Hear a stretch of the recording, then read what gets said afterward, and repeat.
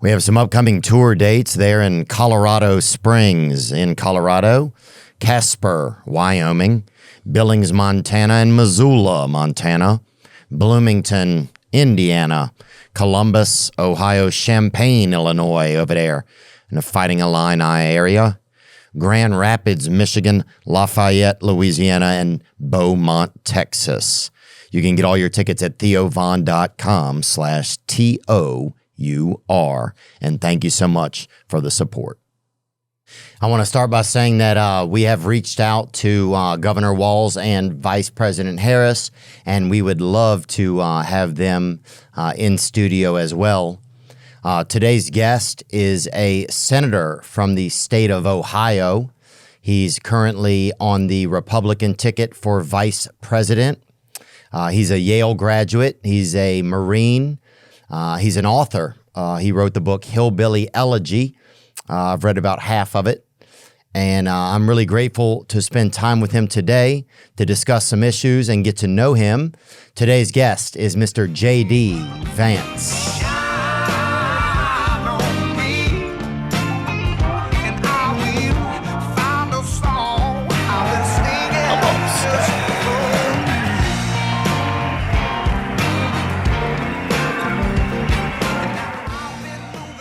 But then it starts to become more interesting. Like the last woman we had on, like trains cats around the country. Really? With a traveling cat circus. That's pretty amazing. So that's who you're following up, you know? That's right. So, just so you that's way more interesting than a politician, man. That's just so you know where you are, you know?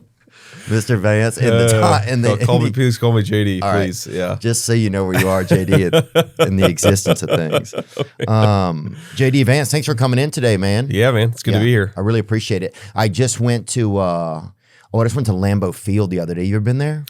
I don't think I ever have been to Lambeau Field, but I think I'm going to Lambeau Field tomorrow. Nuh-uh. Yeah. I'm pretty sure. I mean, running for vice president, you never know where you are day to day, but I'm pretty sure we're going to the Packers game tomorrow. Wow. Yeah. Dude, it was so Did you have fun? It's amazing. Yeah. We just went. I had a show there the night on a Saturday night last Saturday, so we just got to go do a tour. Okay. But yeah, it's just so wild. You drive into this, it's a small city. Yeah. And you're like, wait, there's an NFL team here. It doesn't make sense, really. Yeah, the NFL team yeah. in some ways, right? I mean, the Packers are so popular, but no, I'm looking forward to going. I mean, it's kind of like a political rite of passage because, like, I have a guy serving in the Senate, Ron Johnson, really good dude. He's a senator? He's a senator. From Wisconsin? From Wisconsin. And he's just talking about, like, you go to you do the tailgate thing at Lambeau Field if you're running for office in Wisconsin. And Wisconsin's like a big battleground state. Yeah. So I'm going to go and check it out. We're bringing our kids with us, actually, which I don't know what we're going to do with our kids because they're 7, 4, and 2. I don't think they're going to be that into a tailgate. Fill them with cheese, dude. You know what I'm saying? So maybe my wife will take them somewhere and I'll go like have fun at the tailgate. But I'm looking forward to it because I'm a pretty big football fan. Yeah. Lambeau Field is like, Oh, yeah. When we saw it's it. a big deal. I didn't know what to do when we saw it. I didn't know. Yeah. And there was some kids were crying and stuff. And the parents were like kind of wiping their cheeks with cheese or whatever. Oh. But it was like, yeah, it was really interesting. But wait, they were crying because they were so excited to be at Lambeau Field? They were crying. Oh, man. So are you a big football guy? Yeah. Okay. So I'm a big college football guy. Yeah, I'm more of a college football guy, but I like both. So I'm an Ohio State guy. I went to Ohio State, born and raised in Ohio. But there's like the Ohio State-Michigan rivalry is one of the big rivalries, and this happens, of course, after the election. So I'm hoping to go to the game. But you talk about like a kid crying at a football field. This reminds me of a story. Is like one of my dear friends, and he's like otherwise a nice guy, but Ohio State-Michigan just turns into a total animal. So this is 2006. Who is he? The senator you're talking about? No. It's a totally different guy. This is a buddy I've known since I was like 5 years old. Okay. Just a guy back home. We go to the Ohio State-Michigan game. We're number 1. They're number 2. I think we win that game like 42-39. It was a very, very tight game. I don't remember the exact score. And we're leaving, and there's this family, and this kid is like, it's a family of Michigan fans. And this kid is crying. And, you know, my buddy goes up to him and I'm like, oh, you know, Bill's going to be like sweet to this family. Like, welcome to Ohio. Glad you guys come to the game. Sorry it didn't work out. And my buddy goes, are you sad that Michigan lost? And the little boy goes, yeah. And he says, well, maybe next time you won't root for a team that sucks. And walks off. And I was like, oh shit, Bill, we should try to be nicer to the newcomers. But then like you realize that's Bill actually is not a concierge. No. But that's why Ohio State and Michigan hate each other, right? Because that kid was probably 9 years old. Yeah. So this is 2006. I mean, he's, I don't know, close to 25 now. Yeah. He probably still remembers that asshole from Ohio State when he was crying after a game. And like, that's what makes the rivalry. And now that kid is Tom Brady. Yeah. That's right. Exactly. That's how it gets started. Dude, I remember the craziest thing I ever saw was there was a Mexican father and son bawling, crying when The Rock came back one night at WWE. Yeah. Standing there together, same height, that's a big bawling, one. crying, dude. And they both had belts on, and it was like, yeah. I mean, those are, it's like the little rituals that actually make life worth it, man. But, but definitely, I mean, like my son, he's 7 now, but I took him to the Ohio State Michigan game. I think I took him to the game last year, but then we watch it even when he's like 4 years old. And Michigan has beat Ohio State the last 3 years. And so it's just like, you know, the first time I ever saw my kid cry over a sports event was last year at the Ohio State-Michigan game. When they beat them? When Michigan beat Ohio State? Yeah. And, when you cry when your team wins, that means something is probably, you have parenting issues in your home, I feel like, you know? That's right. That's definitely right. Yeah. That's definitely right. But I mean, it's like, I mean, Ohio State just lost to Oregon like a week ago, I guess. And you sort of realize, like, I get so much joy out of watching sports and like taking my son to the Ohio State Michigan games, like one of the coolest moments of my life as a father. But then it almost always ends in heartbreak. Yeah. Right. Because only one team actually wins the championship. And I sometimes wonder, like, why do we put ourselves through this? It's so true. That's such that it is. At a certain point, the odds are you're going to face not feeling great. Yeah, absolutely. That it's going to end. Right. Yeah. I mean, like, I guess the one team in my lifetime, like the Bulls in the 90s, the Chicago Bulls in the 90s, and the Patriots when they had the Brady Belichick run, like most of the time you're actually happy if you're a fan of that team. But I mean, like, I'm a Bengals fan in pro sports, and like they made the Super Bowl a few years ago, and it was so cool. Yeah, I remember that against 49ers. Was it against the 49ers? It's funny, I don't even remember who they were playing against, but I remember they lost at the very end. It was a very close game. We almost put it off.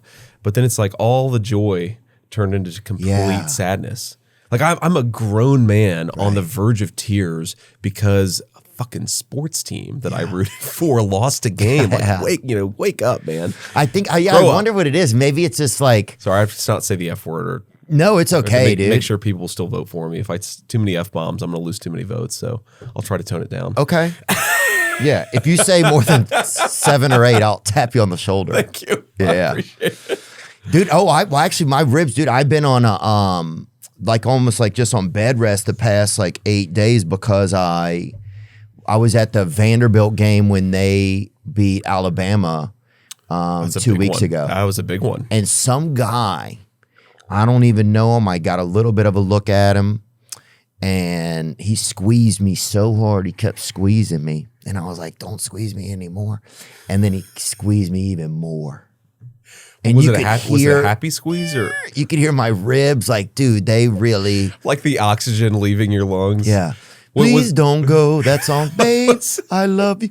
Ribs that had never been away from it, like they were leaving home for the first time. Wait, but was he squeezing you because he was happy? He was happy. Okay, so this wasn't like a. So I was smiling, dude. My smile hit. Okay, I mean, good. The more he squeezed the edges of my smile, you could hear him ding against my earlobes. Yeah.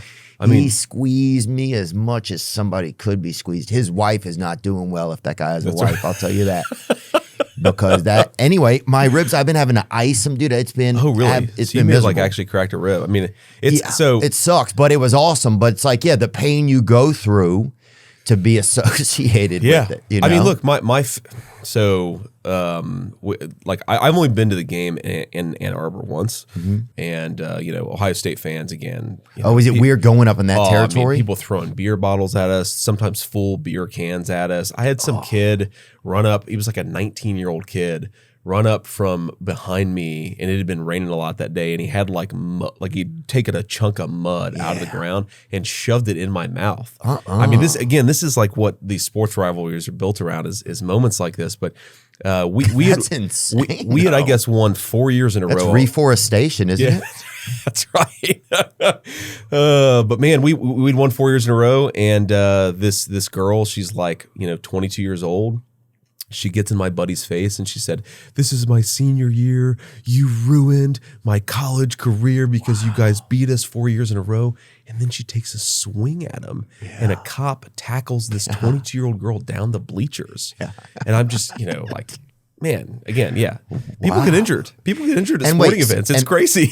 Oh yeah, I thought that for a second. I thought you were describing a wedding in Appalachia, dude. That's what I thought for a second. So. We've had some of those too.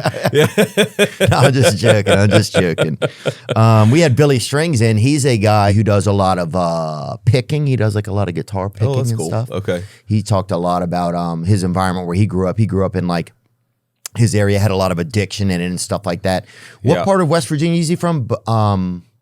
Who's this guy? He's from Lansing, Michigan. Okay. But he grew up in Kentucky. I'm ruining it. Well, but a lot of people, this is like the story of my life, but a lot of people from Michigan, Ohio, Pennsylvania, their families are all from West Virginia, East Kentucky, to East Tennessee, and then they moved up for the factory jobs. Oh, yeah? Like there's a really cool song by Dwight Yoakam called Readin', Writin', Route 23, and it's like, in some ways, it's like the story of my family because he came from like 2 counties over. He moved to Central Ohio instead of Southern Ohio, but I mean, it's like millions of people. It's a massive, massive thing. So I wouldn't be surprised. Even that guy's from Michigan if he's got like West Virginia family. I don't know that guy though. Yeah, Billy Strings, he's great. He's a neat guy too, and he'll take you fishing if you want to go. But he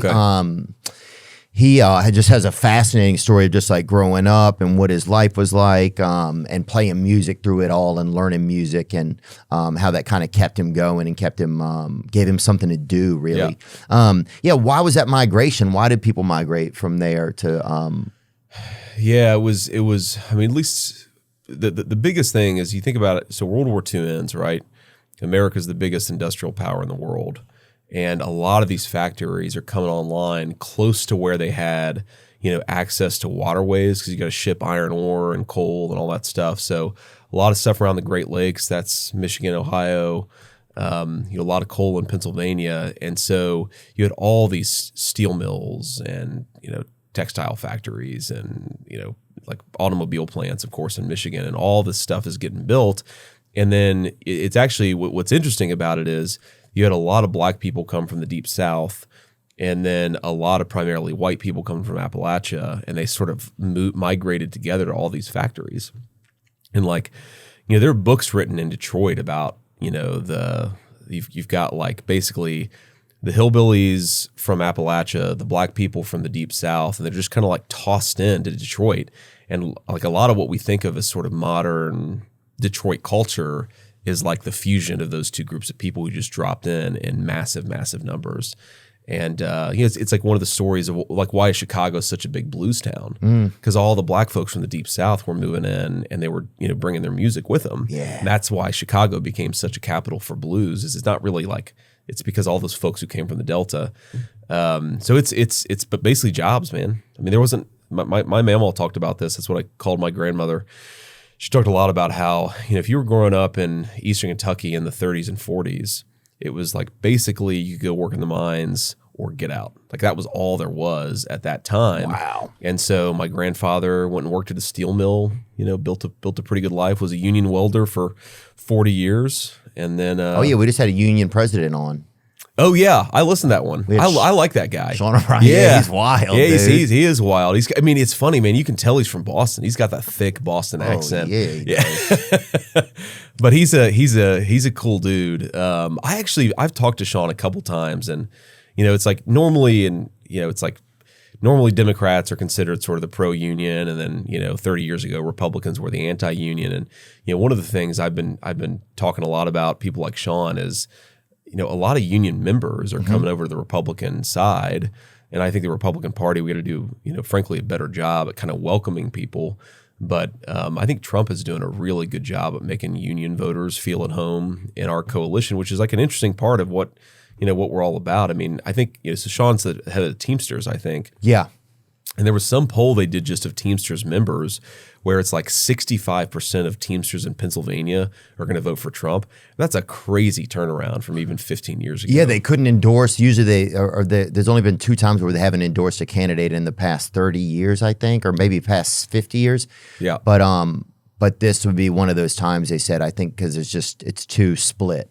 Yeah. So do you have to ask Trump places you can go to promote or to campaign? What is that relation? How does that work? Yeah, no, it's actually mostly driven at like the staff level, right? And so a strategy kind of. Yeah, it's like strategy. So okay, there are 7 big battleground states. It's the 3 in the Midwest are Michigan, Wisconsin, Pennsylvania, and then Georgia, Arizona, Nevada, and North Carolina.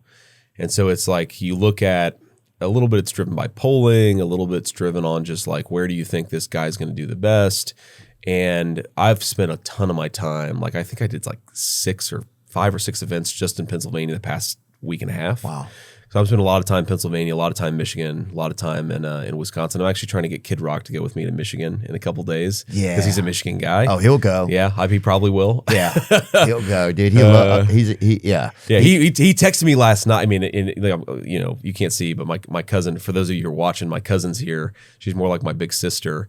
But like we're hanging out. I went to a wedding last night. Oh, nice. My little cousin got married, and Kid Rock sends me a text message. He's like, "Hey, if you're in Nashville," because I guess he knew I was doing this podcast. Well, some people were going over there. A buddy of mine, I was texting. He's like, "Hey, we're going over to Bob's," and I was like, "I got to prepare for this podcast tomorrow. Vance is coming on." Yeah, maybe that's how he knew, because he texted me, and I was like, "Oh man, I want to fly to Nashville right now just so I can party with Kid Rock." Right? I mean, like that's an experience of a lifetime. So now I'm trying to get him to go to Michigan with me. But I'm sure he probably would, man. Yeah. Oh yeah, dude. He's one of a kind, man. Yeah. But anyway, to answer your question, it's basically you go where the campaign needs you to go. Right. And like, yeah, I could say no, but I'm like running for vice president, so I try to do as much as I can just to be helpful. And do you go with Donald Trump? Do you guys go separately a lot of times? Do you guys have like strategy talks in the mornings and stuff? Like, what is it like? Yeah, it's more informal. Is it like doubles tennis kind of? Yeah. It's more divide and conquer, right? So it's like you got 2 people and you can be in 2 places, so you might as well do it. But if we got like a really big event, like, the president got shot in Bucks County, Which time are you talking about? The first time. Okay. The first time. Because they really... he got shot in Pennsylvania. And so we went out to Pennsylvania together to do a big rally. And then Elon Musk Butler? was there. In Butler, Butler, PA, yes. In Butler, Pennsylvania. And then, like I was in Bucks County, Pennsylvania, like a week earlier, but that was just me. Right. Right. So you sort of go, some places you go together, but most of the time we're sort of dividing and conquering. How, with the attempts that they've had on Trump's life and safety, how much of a concern has that been for you? Like, it's like, because if I'm standing next to a guy and they're shooting at him, I'm next to him. Yeah. Yeah, I know what you mean. I mean, I try not to think about it, man, because really, yeah, it's one of these things you can't control. And if you're going to do this job, like you got to go out and talk to a lot of people, and you got to go try to win, right? I mean, right. Like I fundamentally believe that we're trying to win to help the country. So either you either do it or you don't do it, and if you do it, you just kind of accept it. I mean, I don't think there's, I don't know, maybe this is just me rationalizing it. I don't feel like there's that big of a target on my back, but who the hell knows? Well, you're tall. Are you a little taller than him or not? Yep. I think we're about the same height. Okay. Yeah. Which is funny, man. The weird shit people say about you on the internet. Like there was a long time, maybe even still today, if you Google how tall is JD Vance, it would say 5'7". And it says 6'2" now. Somebody updated it right. then. Yeah, somebody updated it. Yeah. Okay, the first headline is JD Vance is tall, but Americans are getting shorter. What the hell is the internet's a weird ass It also place. says Joe Biden is 6 foot sleep. I don't know if that's a height. Well, see, this is the thing, though. How tall is JD Vance? We found there was like a conspiracy on the internet that I was a really short guy, but no, I'm about 6'2". I think once you get better people helping you, get you height. Right. You get. You're pretty tall. You get a little 6 feet tall. I'm 6 feet tall. Yeah, I'm 6 feet tall. If this rib gets back in place, I'm 6 foot and a half inch, brother. I'll tell you that. So did you have to ask your wife about that? Like, say, hey, like, did she have to weigh in? Because that's a little. Because I'm trying to think of other jobs where you get shot at, really. Military, domestic violence, I guess, and then politician. Politician. I mean, normally politicians don't get shot at that much, but apparently it's coming back. Apparently it's coming back, man. That's not like a good thing to come back to. You know what I mean? Yeah. But I mean, I definitely grew up and I grew up in Ohio, but I spent a lot of time in Eastern Kentucky. Yeah. And if you go to there's a courthouse in Breathitt County, Kentucky. I mean, beautiful part of the country, like kind of in the mountains. And there's like a plaque, like a historical plaque that's basically like, on this site, multiple people were killed in the Breathitt County blood feuds of the early 20th century. So I don't know, you just kind of accept it as bad as it is. I mean, I want us to get away from it, right, as a country, but as an individual candidate, I think you just have to kind of accept it. I mean, I'll tell you. But I guess if you're going into battle, you're going into battle. That's right. Yeah. That's right. You just got to do what you got to do. Yeah. But again, I'm a person of faith. I don't talk about it that much. I don't wear it on my sleeve. I always sort of mistrust people who wear it too much on their sleeve. But I feel like, if God wants me to be vice president, I'll be vice president. If not, then I won't. Yeah. You just got to work your ass off and let the chips fall where they may. Yeah, I saw where your mom was out and you congratulated her on, she almost has 10 years of sobriety, you said? That's right. Yeah, she's in January of 2025, she will be 10 years clean and sober. And that's really funny because who she's standing next to there? That's Mike Johnson, the Speaker of the House. Oh, yeah. And my family's not very political. So they bring her up to this booth and like 2 chairs over is Donald Trump. Of course she knows who that is, but she shakes Mike Johnson's hand and he's like, lovely to meet you. And she says, lovely to meet you too. Who are you? Do you work in politics? It's like, Mom, that's the Speaker of the House. Okay. She's like, well, I'll take a McDouble. That's right. What? You can get a Diet Coke with extra ice. What was? I know your mom struggled with alcoholism, right? Addiction, mostly non-alcohol drugs. I never saw her, drink that much, but I mean, pills, opioids, heroin. What's it been like to watch her get sober? What's that been like? It's amazing, man. It's amazing. I know you're what are you're recovery? Yep, right? I'm in recovery. Okay. Yeah, a lot of my family's in it too, so I think I can relate a lot to your story, to be honest with you. Yeah, but I mean, look. I mean, there was a time. Like I always wanted to grow up and have a family. And I remember when I was a teenager thinking to myself, there's no way Mom's going to be around to meet. Like if I have kids, there's no way my mom's ever going to meet them. And, she's now a great grandmother to the 3 grandkids. But I don't know, man, it's just, if you've known anybody in this circumstance, it sounds like you know very well what it's like is there's 2 feelings that you have, or at least always 2 feelings I had when Mom was going through it is like, on the one hand, she's so smart, she's so funny, and you're just like kind of rooting for her because you just want her to get better. Then on the other hand, you're just pissed off. It's like, because you don't quite understand it. I think if you're not in recovery yourself, it's hard to fully understand. And, so that you'd be frustrated with her one moment and then just desperate for her to get better the next moment. And you're constantly bouncing back and forth. But man, it's amazing. It really is. I mean, she was at the wedding we were at last night. And just having a good time and being her like funny, quirky self. She has a good sense of humor. She's a very good sense of humor. I mean, like the bride and groom did this really cool tradition where they had like at each table a wine bottle with a number on it. And then like at the table 1, they'd open that bottle of wine their first anniversary, and table 2, the second anniversary, and so forth. And they had people write stuff in Sharpies on the wine bottle. I'd never seen that. I thought it was a pretty cool little thing. And my mom, I forget what table she was in, but like 10 years down the road, and she writes something on her bottle like, hey, I love you. Hopefully I'm still alive when you're drinking this. She's just got like, and again, she's like a kind of a morbid, quirky sense of humor. But yeah, man, it's really amazing because I just never I never thought she'd be alive when I Wow. was 40 years old. Yeah. And she is. And she's got a good relationship with her family and her grandparents or her grandkids. And that's just a very cool thing. Yeah, it's a blessing, man. That's awesome It is to a see. blessing. It was really cool to see that. Did you ever go to meetings with her? Did she go to, you have been before? Yeah, I've been to a lot of NA meetings. When you were growing up, did you ever go or no? Yeah, I went when I was a kid. I went when I was a teenager. I mean, I've been to a lot actually just in the past few years because she now that she's like, she feels like she's really on the other side of it. Yeah. She does a lot with her local NA. I think she's the treasurer, the secretary of her local NA chapter. And do you ever go to meetings or anything? Oh yeah, Okay. I went to one. Okay. I went to one. I was at one last night at 8. Okay.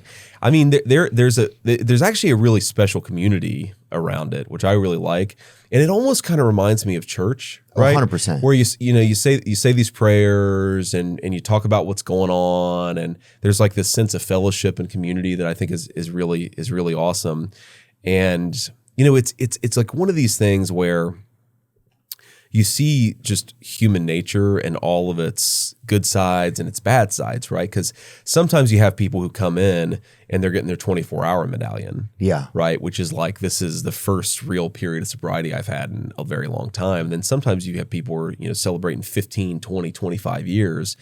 And it's just amazing to see. But I don't know if you noticed this, but something I noticed, and it's not to get too political here, but like 5, 6, 7 years ago, you start noticing this, and then it really started picking up a few years ago, where you have somebody who's been, say, 6 months or 9 months sober, and then they don't come to a couple meetings, and then they're just dead. And you realize, like, when people relapsed, when mom was in the worst of it, yeah, there was some dangerous shit out there, but it wasn't nearly as deadly as the stuff that's out there today. Oh yeah. And I really worry about that, right? Because think about the second chance I got with my mom, and I really worry that the poison that we've got in the streets now is so dangerous that a lot of people would have that second chance, but you fall off the wagon once. 15 years ago, it's like, oh, that sucks, I'm going to climb back on. Today, you fall off that wagon, it might kill you. Yeah. And I really worry about that because I think there are a lot of good people, like mom. It didn't happen like once, right? It's not like she got clean and sober and that was it, Yeah, right? It's a sometimes you have process. to fall off a few times. Yeah. And you got to get back on. It's a process, man. Yeah, I've had relapses over the years and had to get back on, and it's tough. And one of the tougher things to do is to get back on. But it's funny because I think if I don't know if I'd be sober if this stuff weren't killing people, to be honest with you. I know that's sad to say, but that keeps me out of the risk of it. It just makes it too... Makes it a little scarier. Yeah, that's the thing. It makes it scarier. Yeah. But it's also sad that somebody... I mean, this is ridiculous to say probably, that somebody can't... you can't even do cocaine in this country anymore, And that seems like a crazy thing to say, and... Don't say that. Don't say that. But I said it. But yeah. But don't say that anymore. I'm gonna steal that line. That's after the election, though, man. No. We gotta win first. It's unfortunate. To be clear to those watching, I've never done cocaine before. Yeah, and nobody's I've made many saying- mistakes, but not that one. Nobody's saying but it's just it's unfortunate that it's I don't even know where to I know go. what you mean, but it's unfortunate that look. Like you said, everybody makes mistakes. Right. Everybody makes mistakes, right? And I know, as a buddy of mine told me about this, this has got to have been 3 years ago. It's been a while, but basically what happened is his daughter was like a bridesmaid in a wedding, and they were going to this wedding, and the wedding got canceled because a couple of the groomsmen had terrible overdoses the night before at the bachelor party because they took something. I mean, you can judge and say, oh, they shouldn't have been taking something, but everybody takes something at some point in their lives. We don't want it to kill people. We don't want stupid mistakes to kill people. That's sort of right, that's live and learn from stupid mistakes. Right. You used to be able to live and learn. Yes. Now it becomes a death sentence. And that's what's really, I think, changed about from now to when my mom was struggling with addiction. Why is it so bad? What do you know a lot about the fentanyl crisis? I mean, I know a fair amount about it. I've worried about it for a long time. I've worked on bills related to it. I mean, there are two basic issues, right? And it's like, any business, there's a manufacturer, there's a wholesaler, and then there's the retail, right? And, with fentanyl, it's not, you can't like make fentanyl in a trailer in somebody's basement, right? It's not like meth. It takes a really complicated, pretty sophisticated pharmaceutical process. So we know that a lot of it, maybe even most of it, the Chinese are making, meaning Chinese companies, not like necessarily the Chinese government, but they sure as hell know about it. And then they bring it in primarily through the southern border. And the Mexican drug cartels are like the wholesalers, right? Of the Chinese, Pharma's the manufacturer, the drug cartels are bringing in wholesale style, and then it makes it in the street level. Wow. And I mean, it's really crazy, man. Like I was talking to a DEA agent about this a couple years ago, and I think this was in 2022. He was like, look, a few years ago, the cartels were making less than $1 billion a year. And he's like, in 22, 23, we think they'll make $14 billion a year. Wow. So like an explosion of drug trafficking in this country. And yeah, you hear about stories, and I don't think it happens that much, thank God, but somebody smokes a joint, it's laced with fentanyl, they go into a coma. Oh, yeah. I mean, I have 7 friends I have 7 friends, and not even just like estranged people, but not all best friends. Sure. But I have 7 friends that overdosed and died from fentanyl. Yeah. Yeah. That's me. Right. And it with harder stuff, it happens a lot. Like I think with, you hear about it being laced in marijuana, but like not that much. Yeah. But I mean, your point about cocaine, pills, like you have to be careful. Like seriously, it's a huge thing. It's an unbelievable crisis. And it's like, yeah, you'd think that I don't know how you fight something like that. Maybe we need to have like a head of like the DEA or something on. Maybe he would be able to help, or she would be able to help us figure that out a little bit more. I think that'd be a very interesting conversation. But I think you've got to go to it at the heart. Mm-hmm. And something Trump did towards the end of his administration doesn't get a whole lot of headlines. Obviously, I'm biased. I think it should get headlines. Is he was using economic leverage to try to convince the Chinese to crack down on fentanyl manufacturing. Because if you get it at the source, right? That's, I think, really the way to address it. Oh, there's fentanyl in half the bookshelves they make over there, dude. You put a fucking half a set of dictionaries, and that bitch will give way. I've seen. I mean, I absolutely believe that. Some bad furniture, oh man, that's. What's in the furniture here? Are we okay? Yeah, I think we're good. This episode is sponsored by Prize Picks, baby. Prize Picks. If you like firing on sports, like I do occasionally, then Prize Picks is the best daily fantasy sports app for you. You can sign up today and get $50 instantly when you play $5. You don't even need to win to receive the $50 bonus. It's guaranteed. NBA is finally back, and Prize Picks is celebrating with an Anthony Edwards free square. That's right. Anthony Edwards only needs 1 point to win. Add his projection of more than 0.5 points to your lineup and boost the multiplier. That's what I love about Prize Picks. It's not choosing teams, it's choosing individual players. Each player has a set projection, and you choose either more or less than that set projection. If you're smart with sports and you know what players are going to perform on what nights, in the NBA, NFL, UFC, and many more sports, then Prize Picks is the best app for you. First-time users download the Prize Picks app and use code Theo, and Prize Picks will instantly give you $50 on your first lineup of $5 or more. No strings attached. Put in $5 and instantly get a free $50. You can do it. Prize Picks. Needless to say, it's about that time. It's what we've all been waiting for. I'll say it. You can feel it. You can feel it vibrating through the cable wires. And it's almost here. Sunday, November 10th, it's the epic return of Yellowstone. And it's only on Paramount Network. What will become of the Dutton family? Can they save the Yellowstone Ranch? How far will Beth and Rip go to protect the family legacy? Generations of blood have led to this. Nothing will prepare you for the must-see premiere event. Don't miss the epic return of Yellowstone on Sunday, November 10th at 8, 7 Central on Paramount Network. That's right, Paramount Network, Sunday, November 10th. Yellowstone returns. You know, I've been wearing these recently because they're more relaxed, and they're Tommy Johns. That's what they are. They're more, a lot of kind of nighttime men's undergarments or whatever, underpants. They're too tight on me. They tight and they make me, they scrunch me and they push me and they hold me too much. That's why I like Tommy John. It's more comfortable. It doesn't have that tight waistband that makes it so I just got to go and do pee-peeing all night. Tommy John, it's so comfortable. You'll like it. It's great for travel, summer vacation. Silky, soft, cool, breathable.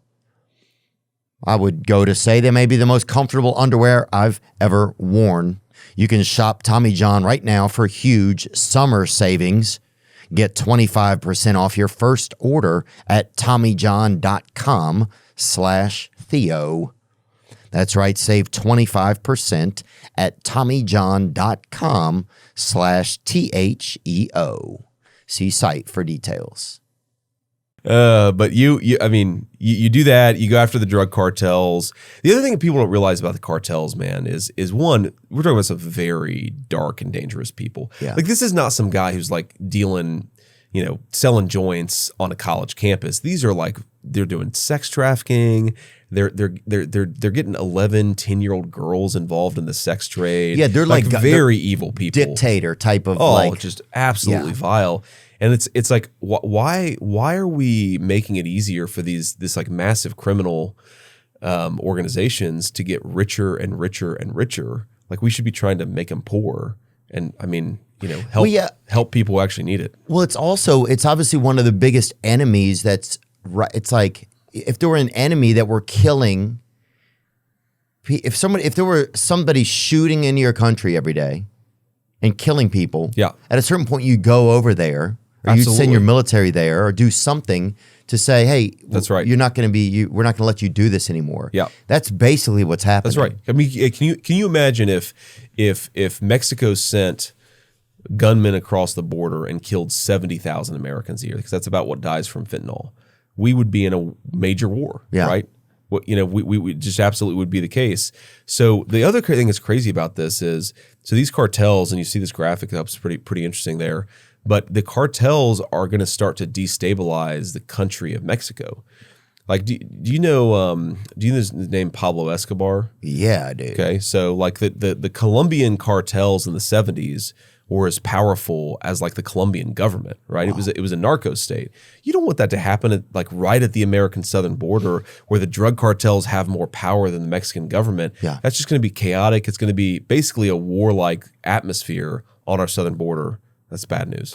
Well, it's bad news, but it'd be great to figure out a way that to shut it down. I mean, it just feels like, if that many people are dying each year, if it were actual people shooting at these people, we would send people there in a heartbeat. Right. I mean, and I think that's what we have to. I think not that we have to send people to Mexico, but I think that we actually have to have a military response at the southern border. 100%. Because these are such vicious people, and I think local law enforcement, they're telling us they're overwhelmed by some of these guys.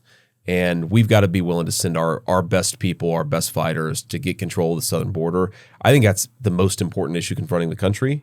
Because look, I mean, how do you even measure the human cost of 70,000 people, many of them in the prime of their life? And the ripple effect of it too, in their families. The orphans, the parents that are heartbroken. I mean, how many kids are, like, this is my story, right?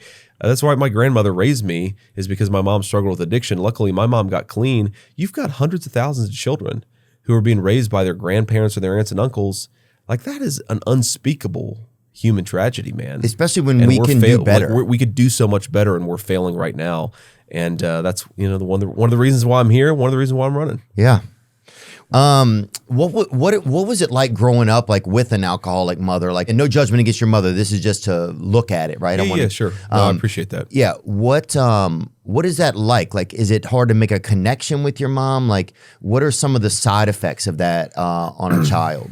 Yeah, I mean, I definitely think there's a you get very careful about who you allow yourself to get close to, right? That's one big part of it. You're never quite sure whether you can trust the particular situation that you're in, right? So am I still going to be living in this house 3 months from now?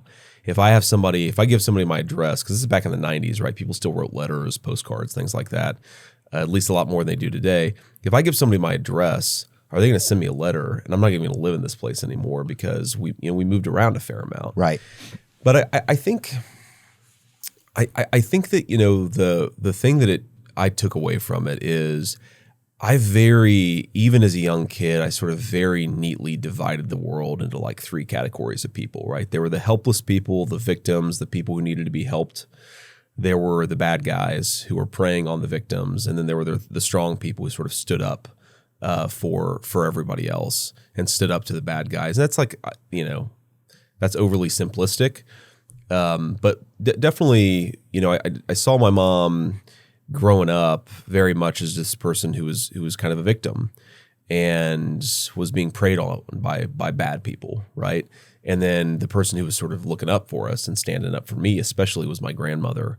And I think that attitude of, some people are just not as strong as we wish them to be, and bad people are going to prey on them. But it's kind of up to, try to make yourself the person who can look out for people, who can protect people. And that's always what I wanted to be. That's one thing I think I took from it. Were you able to be that for your mom, did you feel like? Not always, certainly. I mean, when I was it's a lot of responsibility for a kid. I mean, when I was a teenager, man, I was definitely very, very selfish. I think I got pretty resentful just at the situation. It's like, oh, other people have more money than I do. Other people have more stability than I do. Other people, they've got nice cars. We don't have that. So there's definitely like a resentment that comes from it, I think. But I left high school and enlisted in the Marine Corps.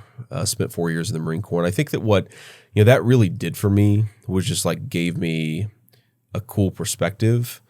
And I probably went into the Marine Corps. I was pretty whiny, pretty resentful kid. Was pissed off at my mom. Was pissed off at all these other people because I didn't have the things that I thought I should have. And then eventually, there's me when I was much skinnier, much better looking. Oh yeah, the Marines, dude. That was the original Ozempic. That's right. That's Brozempic, dude. That is good. Marines, the original Ozempic. I'm going to steal that one.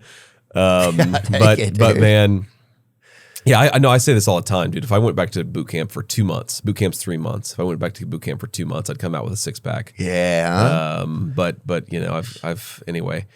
So Semper Fat, dude. That's right.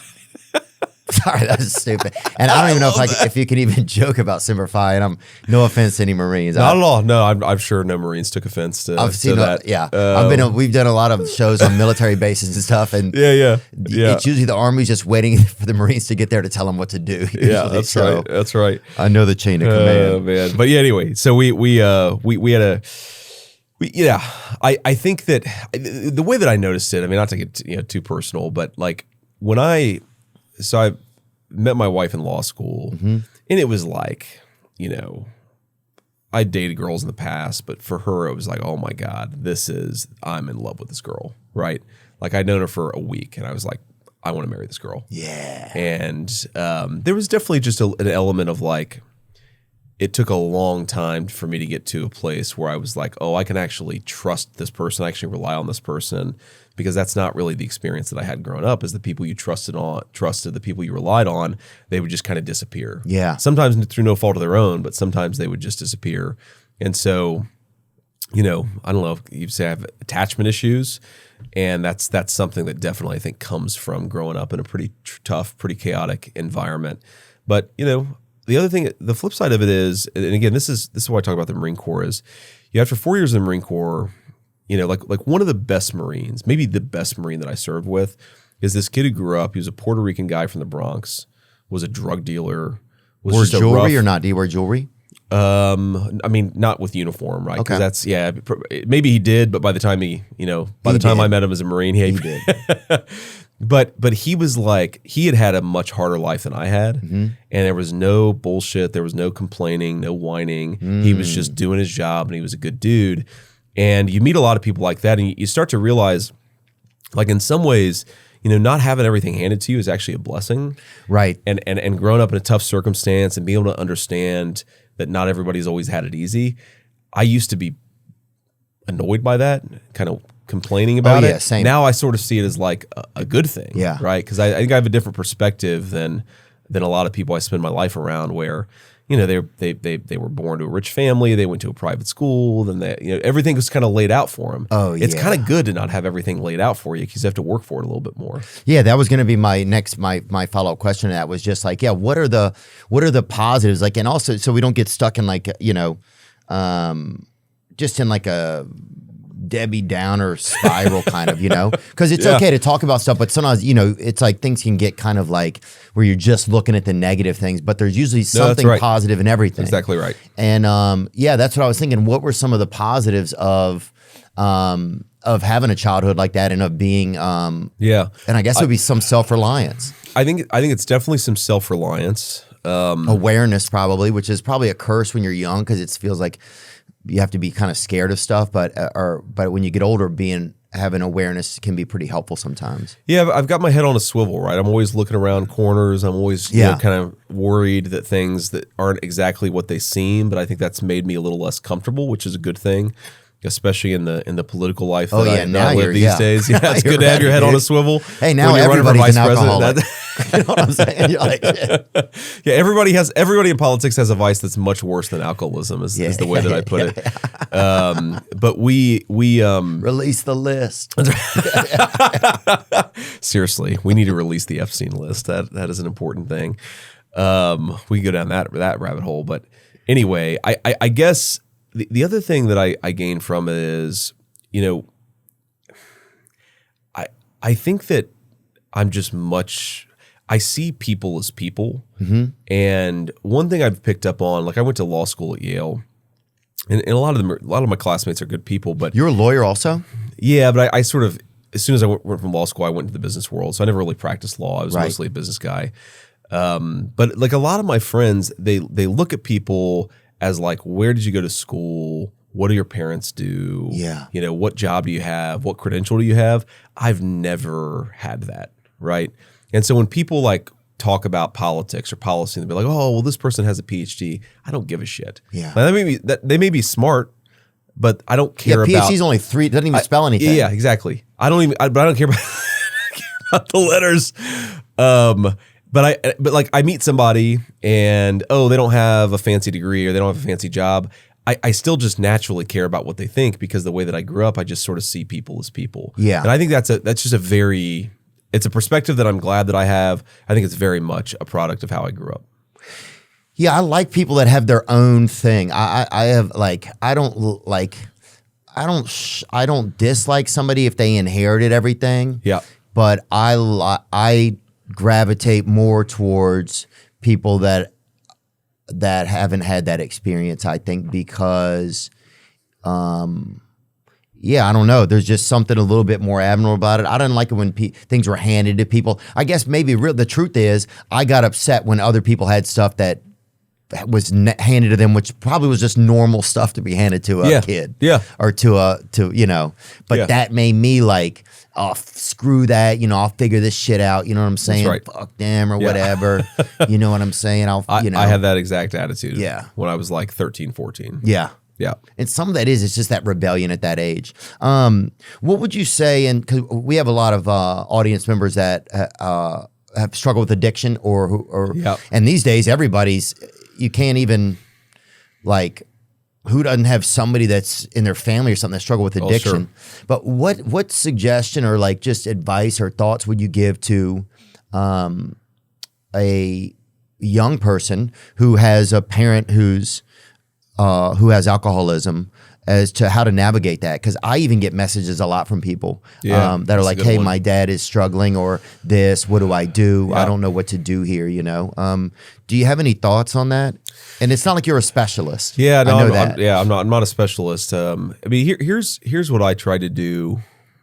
I mean, take this for what it's worth. But number one is you gotta, if you're a kid and you're in an environment where there's a lot of addiction, you got to make sure that you're taken care of, right? Like, don't get yourself in such a situation where it's not just your parent that is struggling, but it becomes you that's struggling too, right? Because you can't help them out. You can't help them out unless you're able to take care of yourself first, right? That's number one. I think number two is, as hard as it is, man, and shit, I know this very well because there were times when I had some very angry moments with my mom. Don't get resentful and try to keep your heart as open as possible, right? You got to compartmentalize a little bit, right? There's the addict version, but then there's the version that, that read you a book when you were a kid, or there's the version that took you to, your favorite movie, or you try to hold on to the memories that are completely divorced from the addiction. Because I think if you allow yourself to become totally resentful, then it doesn't just affect them, it starts to affect you too, right? Don't allow your parents' addiction to become something that destroys your life too. In other words, is you got to kind of keep your soul intact here. I mean, just practically go to those NA meetings. I mean, I learned more about mom and her addiction going to those NA meetings, and I didn't always, it's not like it was like some eureka moment. There's, I'm not pissed off at you anymore, right? But you at least understand it a little bit more. And you gain some appreciation for what's going on in their life, because that's a big part of it. Yeah. And you also, the thing about NA meetings is just, again, it is human nature and all of its splendor, its virtue and its vice, man. It's just some dude real was selling life. a boat. The last one I went to, some dude selling a fucking boat at one of them. Exactly. And we're like, you can't, dude. We're trying to get off of drugs, dude. And some guys started bidding on the boat. I'm like, and they had made them take it outside, because it's outside issues or whatever. But it was like, what is even happening here, dude? I was in a meeting. Some guy had a fish hook stuck in his freaking cheek, dude. Oh, really? Yeah. Wow. Yeah. Wow. Dude, yeah. Man. But he had 2 weeks clean. Yeah. He'd either had a really bad night or a really good night. Maybe both. Jesus. Yeah, who knows what happened. God dang, it's just like, all right, dude. Catch and release, brother. Catch and release. He probably had tried to come across the border. And I only say that because we've had a couple of Border Patrol agents on here, and so we've learned a good bit about it over the years. No, I had a Border Patrol agent who's clearly. Before you go, but I just that statement about trying not to be resentful against your parent, because that resentment is the seed that can lead you down some of this or activate some of the same behaviors in you. It's not, and I'm not preaching that, but it can activate a lot of resentment. It's an evil seed. No, that's right. And so many bad things can happen there, because that's an important message. I never thought of that or heard it before. Well, and what you said earlier about not getting into a negative spiral, I think is really important. Just psychologically. I mean, look, man, I know you had a tough life in a lot of ways. There are certainly some moments in my life that were pretty tough, but I've never, again, I'm not an expert. I've read some books on this stuff. This is not JD Vance's expert opinion. This is just a guy talking. I really worry that a lot of the mental health stuff in 2024 is about like focusing so much on what's bad in your life that you end up wallowing in it, and it becomes a sort of self-reinforcing spiral. Like, there's only so much you can, if bad shit has happened to you, there's only so much you can do to think about it and process it. And sometimes bad shit happens because it just happens, right? And there's no like rationalizing, there's no like thinking through it. And what I've always found like is most helpful is getting outside and going for a walk. Like, that made me feel way better than trying to understand, why did mom do this thing when she was 13 or when I was 13 years old and she was, I guess 39. 36 she would have been when I was 13. But like, why Right, still harping on it. Yeah, you I just got to go for some walks then. I mean, I go for them, but still, sometimes you got some ghosts, man. But I mean, but and I've got ghosts too, right. man. But it's but the longer you sit there and look for ghosts, it's still ghosts. It's still a ghost, and it's almost like you find more ghosts, right? And you keep on finding them, and then it's like, all right, man, I need to go like hang out with my buddies, go for a walk, and have a drink. Well, not if you're dealing with addiction, but like have a drink of coffee. Just like go hang out, because I really worry that like the constant wallowing is bad for us. Yeah, we've gotten into this definitely into a heavy self-help type of vibe. Yeah. Like every book is a self-help book, because self-help is great, but also you're saying the other side of that is that you're saying that something's wrong with me, right? And so if you're always looking for ways to improve yourself, which it can be positive to do that. Yeah. I've noticed in my own life, it's also a way where you're also kind of saying there's always something wrong with you. That's interesting. So I'm in the same way that I'm always trying to get better. It's like I've obviously created there's something unachievable. Yeah. Because I'm always trying to get better. I've set this impossible course. So really part of me is telling me, there's something wrong with you. So it becomes a little bit more about finding ways to accept myself. Yeah. You got to balance it, right? You got to balance. Like obviously there's all things we can work on, but it can become a self-defeating cycle if people let it. And I try to just balance it. I mean, like I like about 2 years ago, at the end of my Senate campaign, I was just like, I had gotten very overweight, and it's like, I mean, campaign is hard on the body. You eat, Chick-fil-A for breakfast, you eat Wendy's for lunch, you eat, Waffle House for dinner, right? After a while, that starts to catch up with you. And, like, I think What'd you get at Waffle House, just so we know it? Oh man, I'm an All-America special, sub grits for home fries or hash browns. Wow. Yeah, that's... God, I didn't even know they had home fries. Well, they have hash browns. Sorry, they have hash browns, not home fries. Wow, they have homeless fries over there, dude.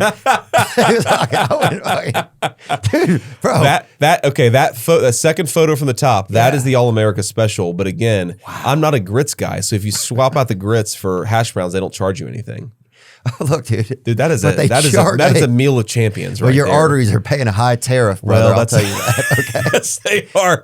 Yes, they are. But anyway, the point. Do you get raisin toast or stick with that regular toast? I get regular toast. Yeah, I just put a lot of jam on it. Wow. I'm not a big raisin guy. Yeah. You like raisins? Because I like grapes that have been through something. It's just who I am. But so yeah, I guess I do like it. I guess I like my grapes, nice and clean and I like grapes of wrath, which are basically raisins. Those are basically raisins. But anyway, I bring that up because it's like you can get into a spiral where it's like, I'm unhealthy, and you beat up on yourself about it. But like, there's a good balance where you recognize you got to, go for a run every now and then and take care of yourself. And that's what I've tried to do is, just balance the good and the bad. Yeah. Yeah. Life's balance, man. It's a good point. Things aren't going to be things aren't going to be perfect, Yeah. I always was like, I created when I was a kid, like I have to be perfect and to be like accepted or whatever, Yeah. That was like a way that I created in my life, I think. Yeah. Well, and what did that look like? So give me like, what would you try to be perfect at? Like school or work or just like, getting in shape or what's your, if you're trying to get perfect, what are you trying to get perfect at? Well, that's the crazy part is it was almost this blind thing. I never even asked the question, hey, what am I trying to be perfect that's at? Interesting. It was just this the only way you're going to be seen, you have to do everything perfect, Yeah. And then I don't know. It's just this missing thing inside of myself. I know what you mean. I wanted to be seen. So it was like, you have to do it perfect. Yeah. Right. Because if you do it perfect, then there would be no way, it wouldn't mathematically make sense that you wouldn't be seen then. Sure. Because that would have to be seen. Yeah. Right. Nobody would not see something that was done perfectly. But perfection is impossible. And so it was I'd always set myself up for this, like, you'd always come up short no matter what it was. And it could be in anything, something I was presenting at school, the way I looked while you were talking to me. It just, everything had to be like this. So it was this constant, like, I just never let my breath go, Yep. And And then I was always falling short. And so then that can be a tough way to live, man. Yeah. Oh, it was horrible. And it fulfilled this prophecy in my head. Oh, we fell short. You're not enough, which is what you thought in the beginning anyway, right? And I'm not saying that now. Like now I have different thoughts and feelings, but those were things that now I'm able to look back and see, that's how I was operating. Yeah. And just how, even when I talk about it, it sounds fucking impossibly stressful. Yeah. You know? Yeah, it does. But I mean, that's, Did you ever go to ACA meetings or anything like that? ACA meetings, like adult children of alcoholics. Did you ever go to? No. I guess it's interesting. No, I never did. Yeah, some people don't need it. Yeah, I mean, I think frankly, it probably would have helped me. Would have been useful to go to. We did sometimes like there was one very long-term treatment facility that Mom went to, and I guess it was kind of like that because part of that was that we would go to meetings every couple of weeks with all the kids of the people who were in. Oh, that's pretty cool. So that may have been an ACA meeting. I just didn't know the name of it, but.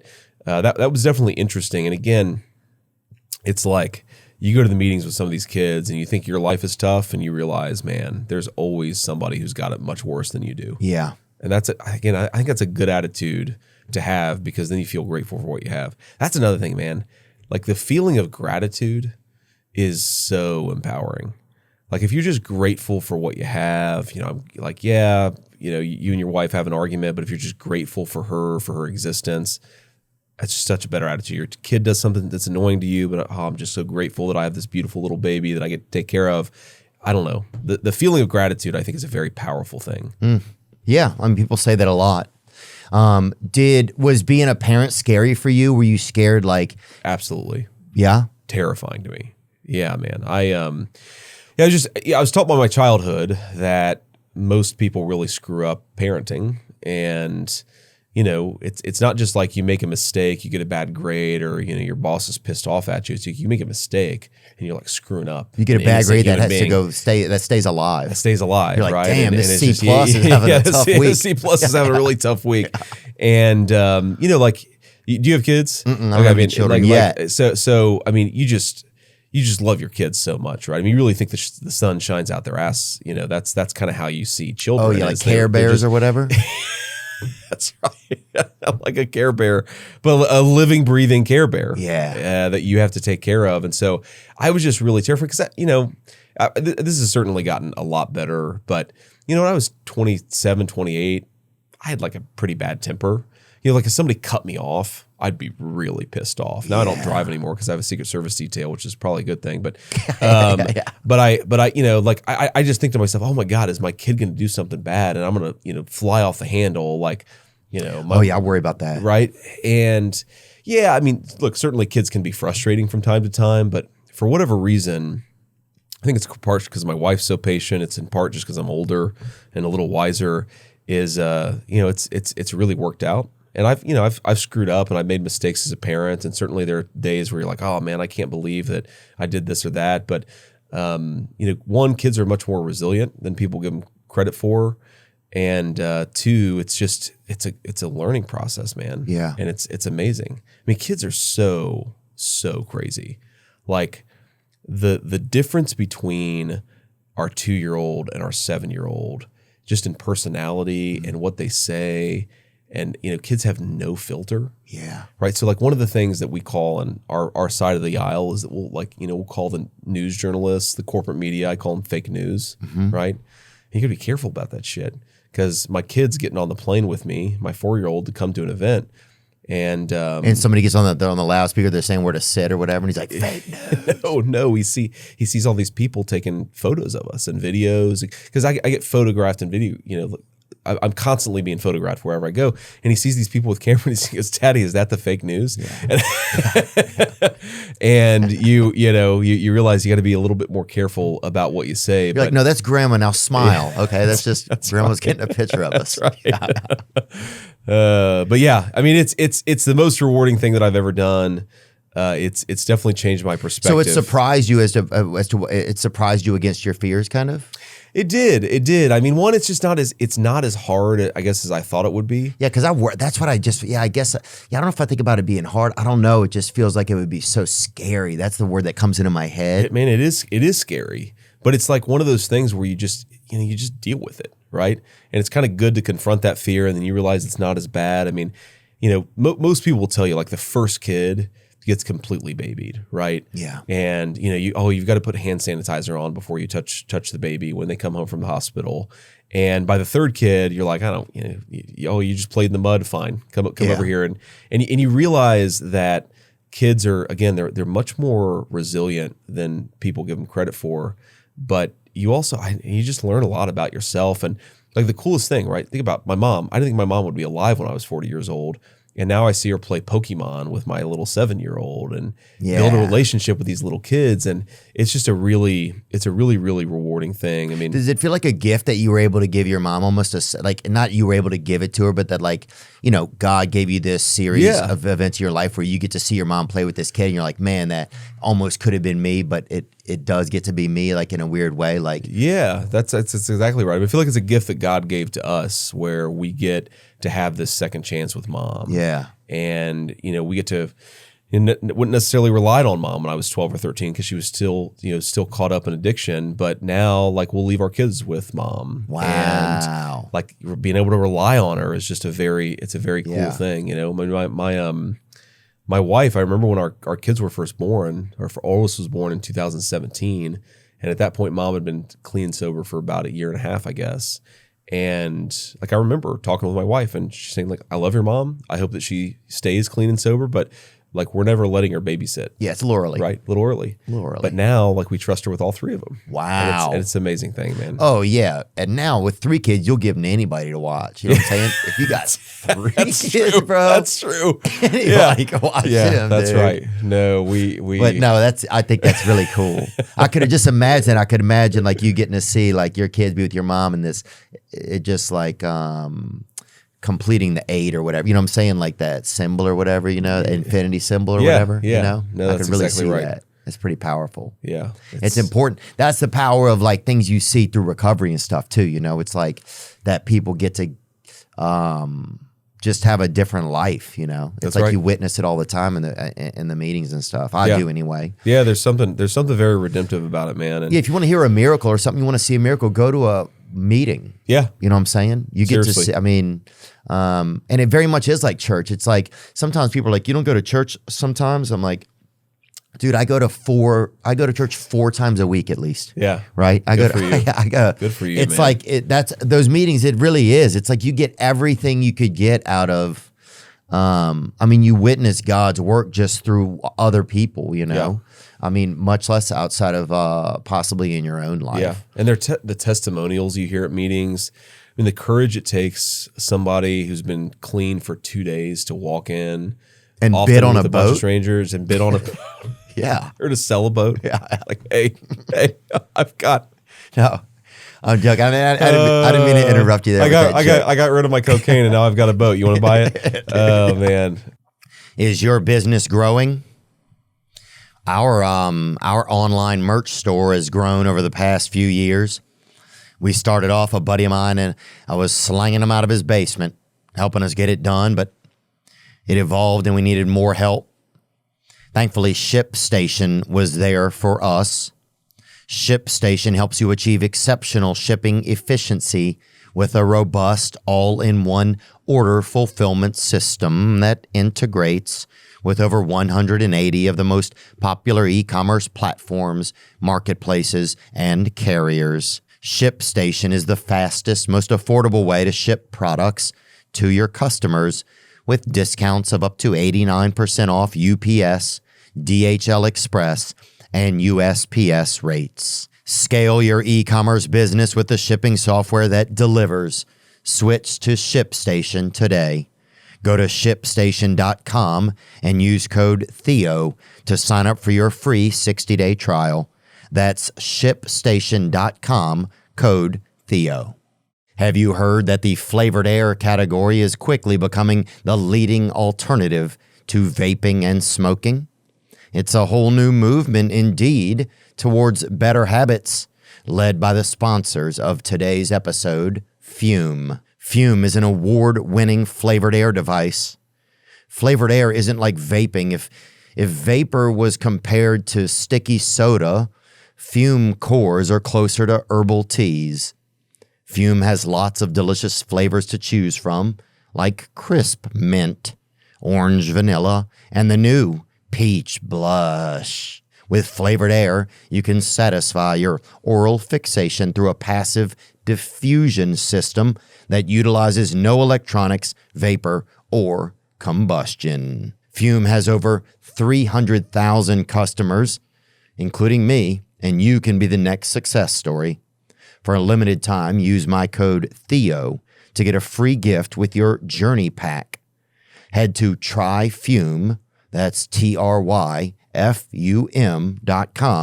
and use code Theo to get a free gift with your order today. Tryfume.com, code Theo. To every elected official and politician in America, the people stand united, desperate for you to listen. If you're not advocating for prices and transparency in healthcare, you are compromising every single American across this country. Because when we can't see prices, hospitals, insurance, and their middlemen charge us whatever they want. Our very own healthcare system is robbing all of us. We just need the prices. That's how our economy works. If you want to do right by workers, employers, and unions, then you got to do right by the people they represent and the families who depend upon them. And we got to hear it. Prices now. Power to the patients.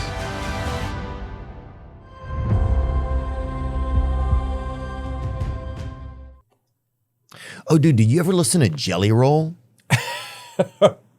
It's funny.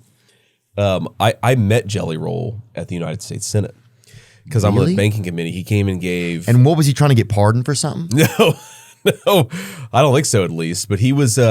He did a like he was a witness at a hearing of the Senate Banking Committee. Oh, I think I saw that on C-SPAN or something. And honestly, that was a joke, Jelly. He knows it was. He was.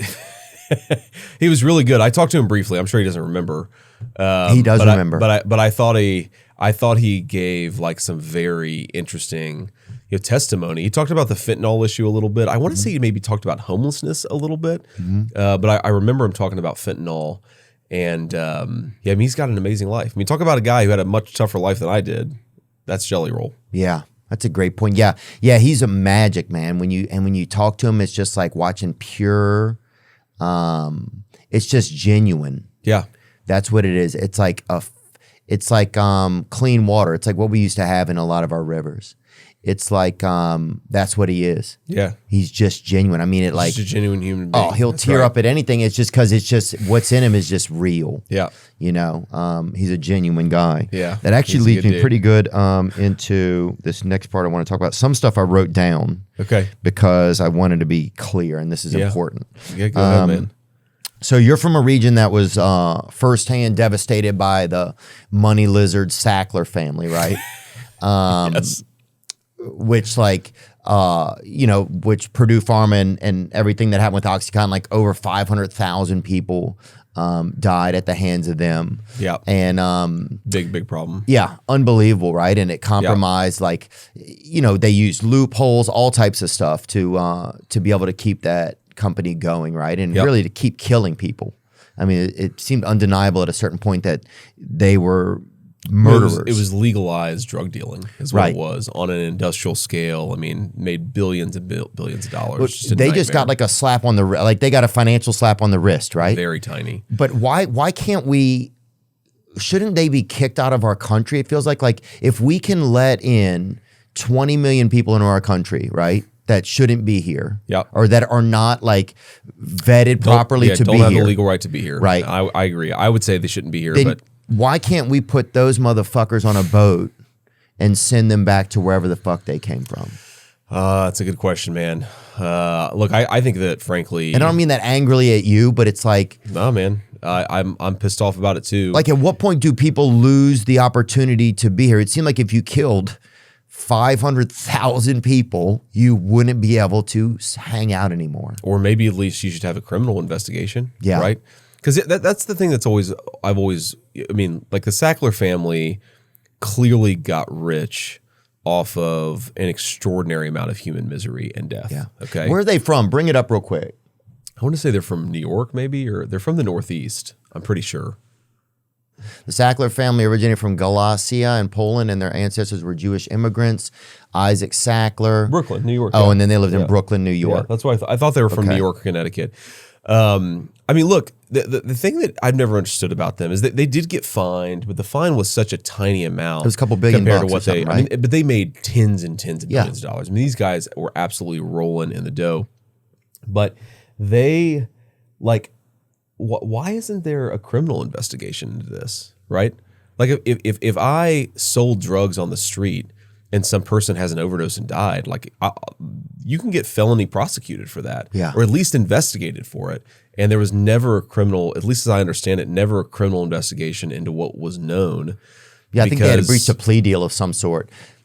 Okay. As the nation continues to grapple with the Sackler family had agreed to pay $6 billion to families and states as part of an agreement to wind down Purdue Pharma, the maker of OxyContin. In exchange, the Sackler family would be immunized from future civil liability claims. Unreal. Because here's my understanding about it. And I by the way, I think that, like, you always got to be worried about this stuff when you're the child of addiction. Is like, are there, whether it's drugs, alcohol, whatever, you're worried about making sure you yourself don't get hooked on anything, right?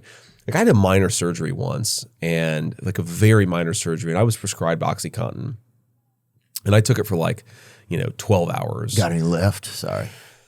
No, because of my wife, because of what I'm about to tell you. Okay. And my wife, who was like giving me my meds, she was like, "Hey, are you ready for your next dose?" And I was like, "Yeah, the pain's not really that bad anymore. I don't really want to take one. But yeah, just give me one because I feel really good when I take it." And then she and I both had this like moment of realization, like, oh shit, right? That is where this whole thing starts. Wow. Is she took it to wherever, some disposal site, and we got rid of it, and that was it.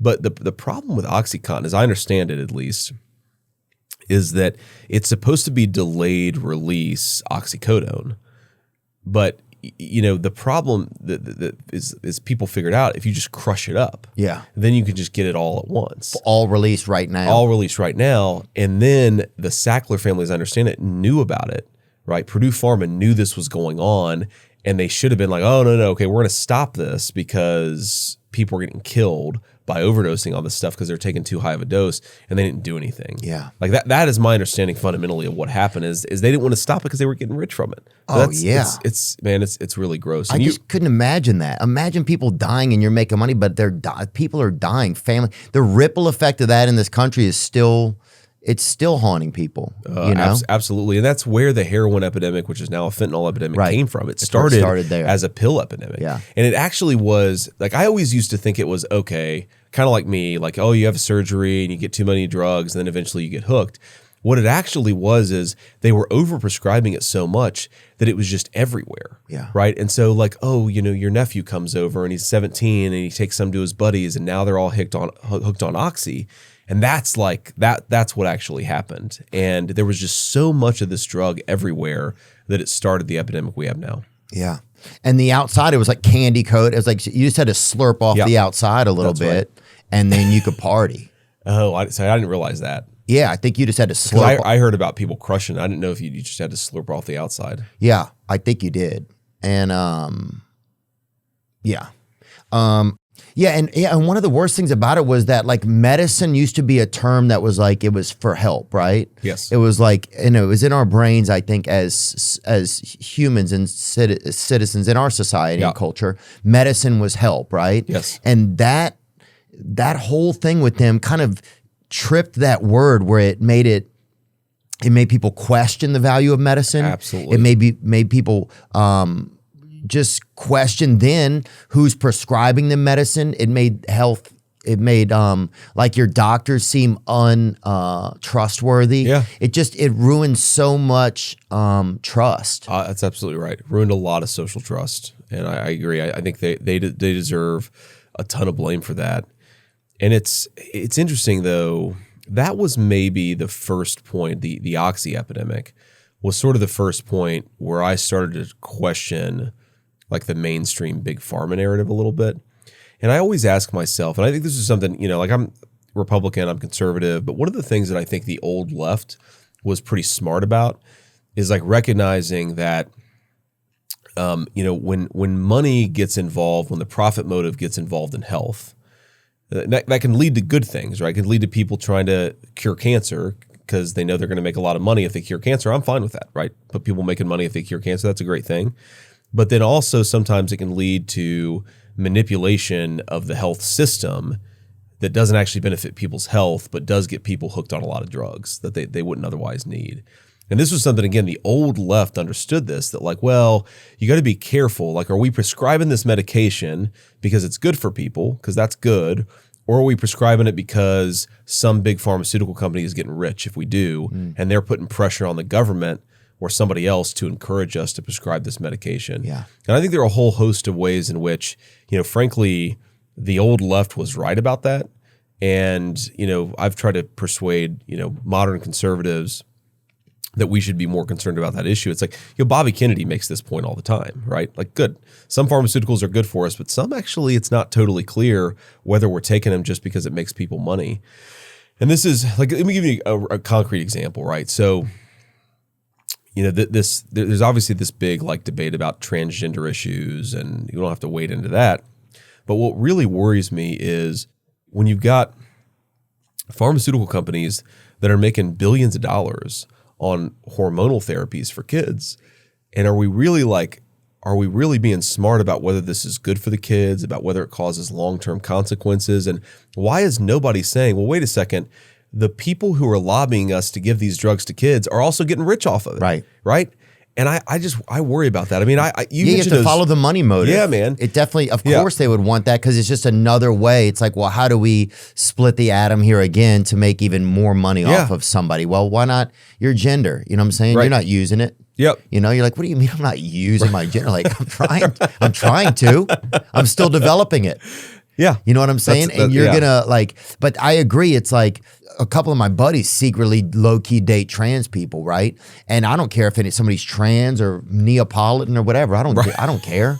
You know what I'm saying? Hell, if I had a vagina, I probably wouldn't go looking for women, So there's probably some up to it. But what I'm talking about is shit, I don't know what I'm talking man, about. If you're an adult. But look where the money, follow the money. At this when we're talking about kids, follow the money. Think about what's going on. Like, are the people pushing this, what is their real, or do they have some other motive? You have to think about that, Well, that's why, you mentioned Ozempic earlier, which, I've known a couple of friends who've taken it. I've never taken Ozempic or any weight loss kind of drug. Oh, it ended up having a black market. There was somebody selling it outside of a Vineyard Vines illegally or something over there outside of Charlottesville. Outside of Vineyard Vines, that breaks my heart. That's the perfect encapsulation. It breaks my heart. Yeah, Vineyard Vines selling. And she was Ozempic. a Kappa Delta. Somebody said she was a Kappa Delta. I don't know if she was or not, God! But it's just that kind of stuff. It shakes me to my core, God. JD. Oh, that's dark shit, man. That's dark. That's me darker than a lot of what goes core. on in politics. A Kappa Delta selling Ozempic black market out of Vineyard Vines. I'm gonna have nightmares. They call it faux Zempic. But I like worry. Okay, so America has a terrible obesity problem. Okay, and I'm not a doctor. I'm not telling if your doctor tells you to take Ozempic, follow your doctor's advice, not what you're hearing from me on a podcast. Thick. I don't mind it a little, What I worry about is, okay, you create a problem and then you medicate to solve the problem instead of maybe solving the underlying problem, right? Like, why don't we try to understand why it is that we have a terrible obesity epidemic rather than just giving people another pill to pop? Well, it's also we get used to that then after a while, and then it's hard to put the toothpaste back in the tube. That's exactly right. That's one of the tough. That's one of the, and that's more of like a kind of a bigger look at that. It's like how much personal responsibility. It's like that's something I struggle with sometimes. My brother and I talk about this sometimes. People have problems, and specifically even thinking about the OxyContin thing. They created a medicine that was so strong that even your ability, your God-given ability to be able to battle against it. You'd be in AA rooms and you'd see people that came in from opioid, and it was something different than alcoholism. That's exactly right. It wasn't alcohol. It was addiction, but it was something different. It was that's right. These people, it's zombied these people. It's like they created this skip card in Uno or something. It was so at that point, what were we talking about? I had a good idea. Talking about opioids, the effect it has on people's brains, pharmaceutical companies making money from, we're talking about Ozempic, putting the toothpaste back in the tube. Right. Oh, personal responsibility. Yeah. Yeah. Yes. Okay. You were almost there. Sorry. You helped me. You laid all the breadcrumbs, That's dude. good, man.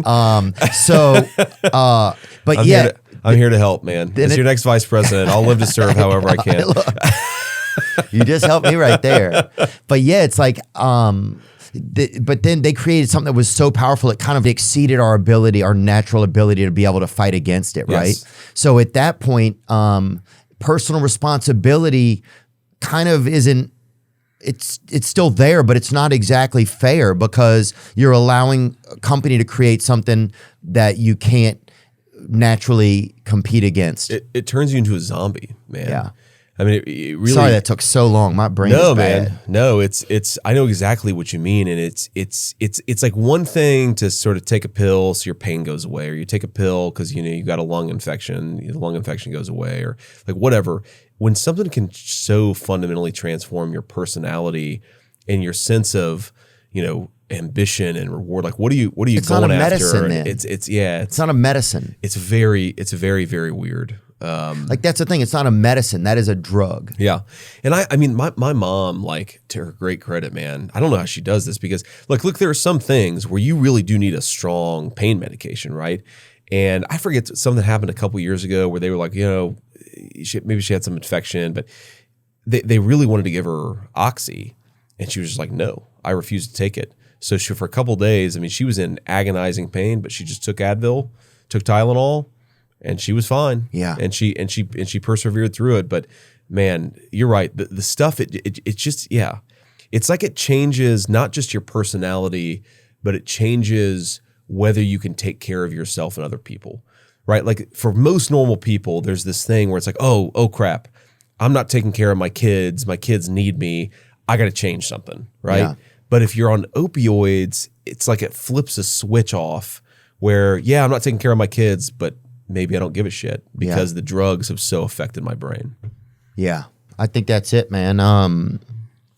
And with that, so staying in the health, in like medical and healthcare thoughts. Yeah. One of the major, and I wrote this down so I could say it clearly, and to just save everybody time who's listening. One of the major bipartisan issues that's plaguing Americans is the healthcare system, which has become outrageously expensive, right? Sure. It's unaffordable. It's inaccessible by millions of Americans. We're overpaying hospitals and insurance companies that hide their prices. Yes. And they charge us whatever they want. Yeah. Patients overpay, workers overpay, companies overpay, the taxpayers overpay. On this podcast, Bernie Sanders came on and he stressed the need for a healthcare price transparency. Donald Trump did the same thing. He had an executive order. Yeah. I think it's still in place that demands price transparency. Mark Cuban stressed the need for healthcare price transparency. How do we not have real prices and transparency in healthcare, knowing that it's exactly what America needs so that our healthcare system will be honest and affordable and accessible? Yeah. Well, you're right that we should have it. And the reason that we don't is unfortunately because there are a lot of powerful people who get rich off of keeping these things secret. And so they don't want transparency. They don't want sunshine. You can say Chuck Schumer if you want.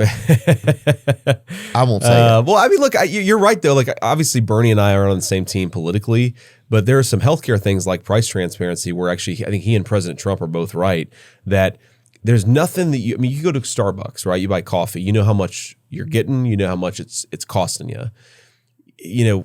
I remember when my wife, I think it was her second baby, where you get like pain medications because when you're delivering a baby, at least most people do, because it's like a very painful experience. Yeah. And there was some weird thing where the doctor that she chose was out of network, and she didn't realize. I mean, you're not checking whether the doctor's in network at the time, right? You just sort of choosing a doctor, and then we come home and we have like a $15,000 unexpected bill because she chose the wrong doctor an hour before she delivers a baby. And it's like, this is totally crazy. And we're in a situation where that was not a big deal for us. We were able to afford it. But think about like a normal middle-class family goes and has a baby and comes home to a medical bill that's like a fifth of their entire take-home pay that year, right? That's crazy. Oh, the number one cause of bankruptcy in America is medical debt. Yeah. It's a huge problem, and I think the price transparency is a big part of it. But you ask, like, why hasn't it happened? It's because every time that we try to force price transparency, the service providers, the insurance companies, or the pharmaceutical companies don't actually want that transparency. Here's one of the reasons why the pharmaceutical companies don't want transparency. It's because if we realized how much more we were paying for pharmaceuticals over the Europeans, there would be a revolution in this country. We pay a lot more than them? We pay way more than them. And again, like my attitude is I am fine with people, if you invent a life-saving cancer drug, I'm fine with people earning a great profit for doing something amazing like that. You want to motivate people to do it in the first place, right? And a lot of people are obviously motivated by that profit motive. But if you take certain drugs that are, they cost $100 in the United States of America, and they're way cheaper in Europe. Or some of these really expensive multi-$1,000 cancer. Bring something up for me. Yeah. These really expensive, like next generation cancer therapeutics, they cost way less in Europe. Okay. And this says in 2022, U.S. prices across all drugs, brands, and generics were nearly 2.78 times as high as prices in the comparison countries. U.S. prices for brand drugs were at least 3.22 times as high as prices in the comparison countries, even after adjustments for estimated U.S. rebates. Wow. Does it show those countries? Is there a chart with that or no? I love a chart. It's OECD countries, which is mainly Europe. Those are like the advanced economies, basically. That's what that means? The rich countries, basically. OECD. Yeah. Okay. And what? So first world countries, probably? Basically. Okay. Yeah. So Canada, probably Israel's in there. A lot of the European countries, I think, are all in OECD. Okay. United States, Germany, Canada, Japan, Switzerland. I can't see that. Switzerland. Terrible. Yeah, Switzerland. I've heard of that. Yeah. Comparable county average. You're screwing with me. Austria. Well, I think they misspelled it, dude. There's not that many zits in it.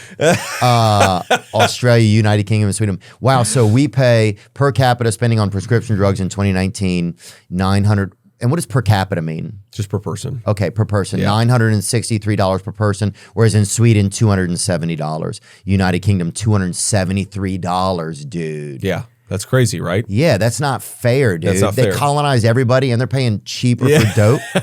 That's exactly right. But again, the reason we don't really know what we're paying here is because they hide it. They hide it, and they don't want to let people know, because if you let people know, then they would demand to pay less. But right? Something President Trump proposed, for example, I think is a very good idea, is that he proposed re-importing drugs from Europe. Basically, if they're selling it in Sweden or wherever for $270 per person, and we're paying $963 per person, then we'll just buy it in Sweden and bring it in the United States. I love that. Right?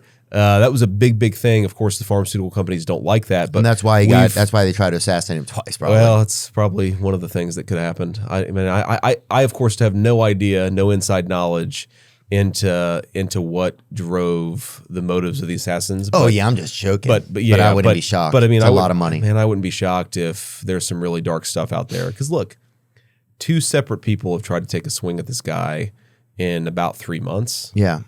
Like, well, they didn't like Donald Trump, right? Because they wouldn't have tried to shoot him if they liked him. But I wouldn't be. The first guy who went after Trump, I hate to put on the tinfoil hat here, but we've not been unable to get into his phone. We know that he had all these like foreign encrypted apps on his cell phone. It is crazy to me that we don't know the guy's motive. Yeah, it's nuts. He almost killed the president. Yeah, and we don't know why he did it. We don't know anything about the guy. Yeah. They're like, he had a lunchbox or something. It's like the vaguest information they keep putting out about the guy, He'd been using a library card. We're like, who gives a shit? Exactly. Yeah. His mom's name was Sharon. It's like, great, thank you. Yeah, dude. Yeah, they're like, they're like, he was a Colts fan. You're like, who gives a fuck? Who gives a shit? Yeah, that's exactly right. Give us the information on the guy. So how do we stop that? Do you get approached by lobbyists and stuff like that? Like all the time. Do you really? And what does that look like? Who are they? What are they wearing? So lobbyists, here's how you spot them, okay? They're always wearing poorly fitted suits with extremely ugly ties. So if you go out and you see a guy with a poorly fitting suit and extremely ugly tie, he's definitely a lobbyist. Okay. It's like in Happy Gilmore. He's a lobbyist for big fabric, huh? It sounds like. It's like in Happy Gilmore where the guy's like, the coach is trying to get Happy Gilmore to play golf, and Happy's like, you know what you need to play golf is goofy pants and a fat ass. That's what you need to be a lobbyist, is goofy pants and that. But why can't we? If everybody knows. By the way, I like golf. So I want to be clear, I like golf. Do you like golf? I'm not that good at it. Okay. I'll play when I get a little bit older. I don't want to slow people down. Okay. Right now. Fair point. You know. But anyway, yeah. So okay. The way that I like Brooks Koepka. Yeah, I do too. He's cool. Yeah, he seems like a cool dude. And I like that girl that smokes that plays, dude. Puffer McGavin or whatever her name is. I have eyes only for one woman, Theo. I've only my wife. That's I like her. you don't have to know what I'm talking about. Yeah. No comment. No comment from Senator she's Vance. Like the hot John Daly. I know who you're talking about. Yeah, she's like the hot John Daly. Yeah. So John Daly doesn't really do it for you. No. He's a good dude though. Oh no, I like John, man. If you need a ride in an ambulance, hang out with John. You'll get one in heartbeat. And I'm just joking. I think it was Tiger Woods. But also it's true. I've been at 2 places where John's been taken. One time they came in looking for him. He went out there and was sitting in the shotgun. It's awesome. And they're like, where is he? Like, ambulance. Oh my God. He tried to help you guys out. Oh, that is so funny. He's a legend. He's got to come on here soon. But how do we stop that if all the senators and Congress people know it? Like Bernie Sanders said, there's 3 times as many lobbyists in D.C. as there are congressmen and senators. Then why don't we get that shit out? Okay, here's why doesn't it stop? Like if all you guys know it and everybody's supposed to be working for the people, then why doesn't it stop? So I actually think that we're getting a little bit better compared to maybe 10 years ago. And people have no idea how much Washington was just completely run by lobbyists. And you think about like guy on the left like Bernie Sanders, but most importantly, a guy on the right like Donald Trump completely blows the existing system up. And this is, by the way, like what I realized, because I wasn't a Trump guy back in 2016, and obviously I'm his running mate now, so I really like him. What people don't realize is back in 2016, how much lobbyist money and influence there was that wanted to destroy Donald Trump. They hated the guy because he didn't owe anything to them. Right. He didn't come from the existing political process.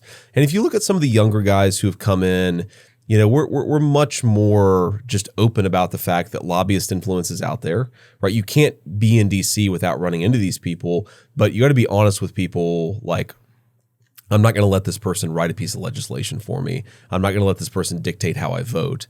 And yeah, I've gotten definitely some criticisms from the lobbyist groups in DC. Some of them will say, well, we don't know if we can trust this guy. And that's fine with me. I'm okay. I'm okay with them. If a lobbyist can't trust you, exactly fucking good. Exactly. Then you're doing your job. That's exactly right. That's my exact attitude towards it. They don't know if we can trust you. Who gives a fuck? Exactly. That's exactly right. But that is how the town works, is that if you come in and you don't always take their meetings, you don't always do what they want you to, then they'll start whispering about you, and then they can get articles written about you. They can have people say bad shit about you. This is why people call it the corporate media, is if you pick up a story in the Washington Post and you read it, and here's this anonymous source said this anonymous source said that, there is a 98% chance that the person who's attacking Donald Trump is on the take somehow. For sure. Whether it's a lobbyist or whether it's a political consultant, it's all dishonest, money laundering bullshit. That's all DC ultimately is people who get paid to offer an opinion instead of having a real opinion. Here's the thing that I think we need to fix structurally about this. So let me give you an example. My Senate staff has probably 40 or so people. And all extremely good people. My staff tends to be a little bit younger because I'm one of the youngest. I'm the second youngest U.S. Senator right now. And, like if I wanted to pay my chief of staff $30,000 more a year than what I pay him right now, I'm not allowed by law. So even though I'm a senator and I was elected to represent the people of Ohio, I'm not allowed to control who I pay and how I pay them. It's all sort of set by law. And here's the bigger issue is that if you think about it, a lot of these big important laws are very complicated, right? They've got 800 pages, 900 pages. And I think the laws should be simpler. But if you've got a 900-page law and you've got a bunch of junior staffers who don't know the town very well and they don't make a whole lot of money, then the people who are writing the laws are not going to be your junior staffers. It's going to be the lobbyists, right? And we've seen this multiple times with legislation that I've drafted where the lobbyists will actually ask to get into like the draft of the law and make changes for you and say, well, yeah, we'll justify. No. I want my staff that works for me to write the laws that I'm drafting.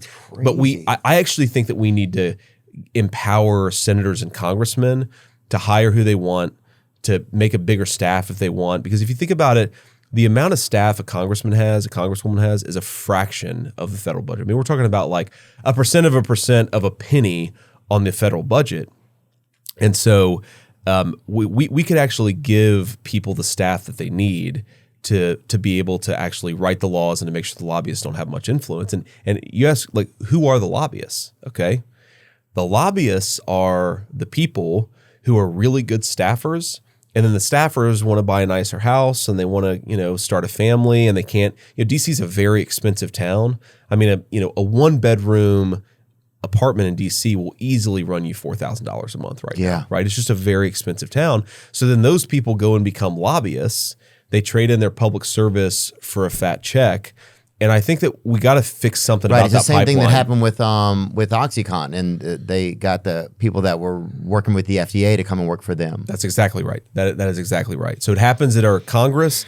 It happens with our big bureaucratic agencies. And I think we have to fix something about that. Like, we want the people in our government to be public spirited and focus on doing the public good. I don't think that this system that we have works very well, where, you do public service for a little bit and then you jump and go make $1 million a year as a lobbyist. Right. No. I think you got to separate those functions much better than you have right now. Yeah, because then like being a public servant is just a junior college for becoming a lobbyist, it seems like. That is a big worry that I have, especially with my staff. I mean, these are really smart, really good guys. And a big part of what I think about as a senator, big part of what I think about is how am I going to keep these guys as they get more senior, as they become better at their job, as they become better at figuring out when a lobbyist is trying to sell them a bill of goods, right? That's a skill, right? And you acquire that skill over time. When they can just spend whatever they want when they're the Yankees. That's exactly right. Yeah. Damn. Shit, dude, we're all going to be addicted.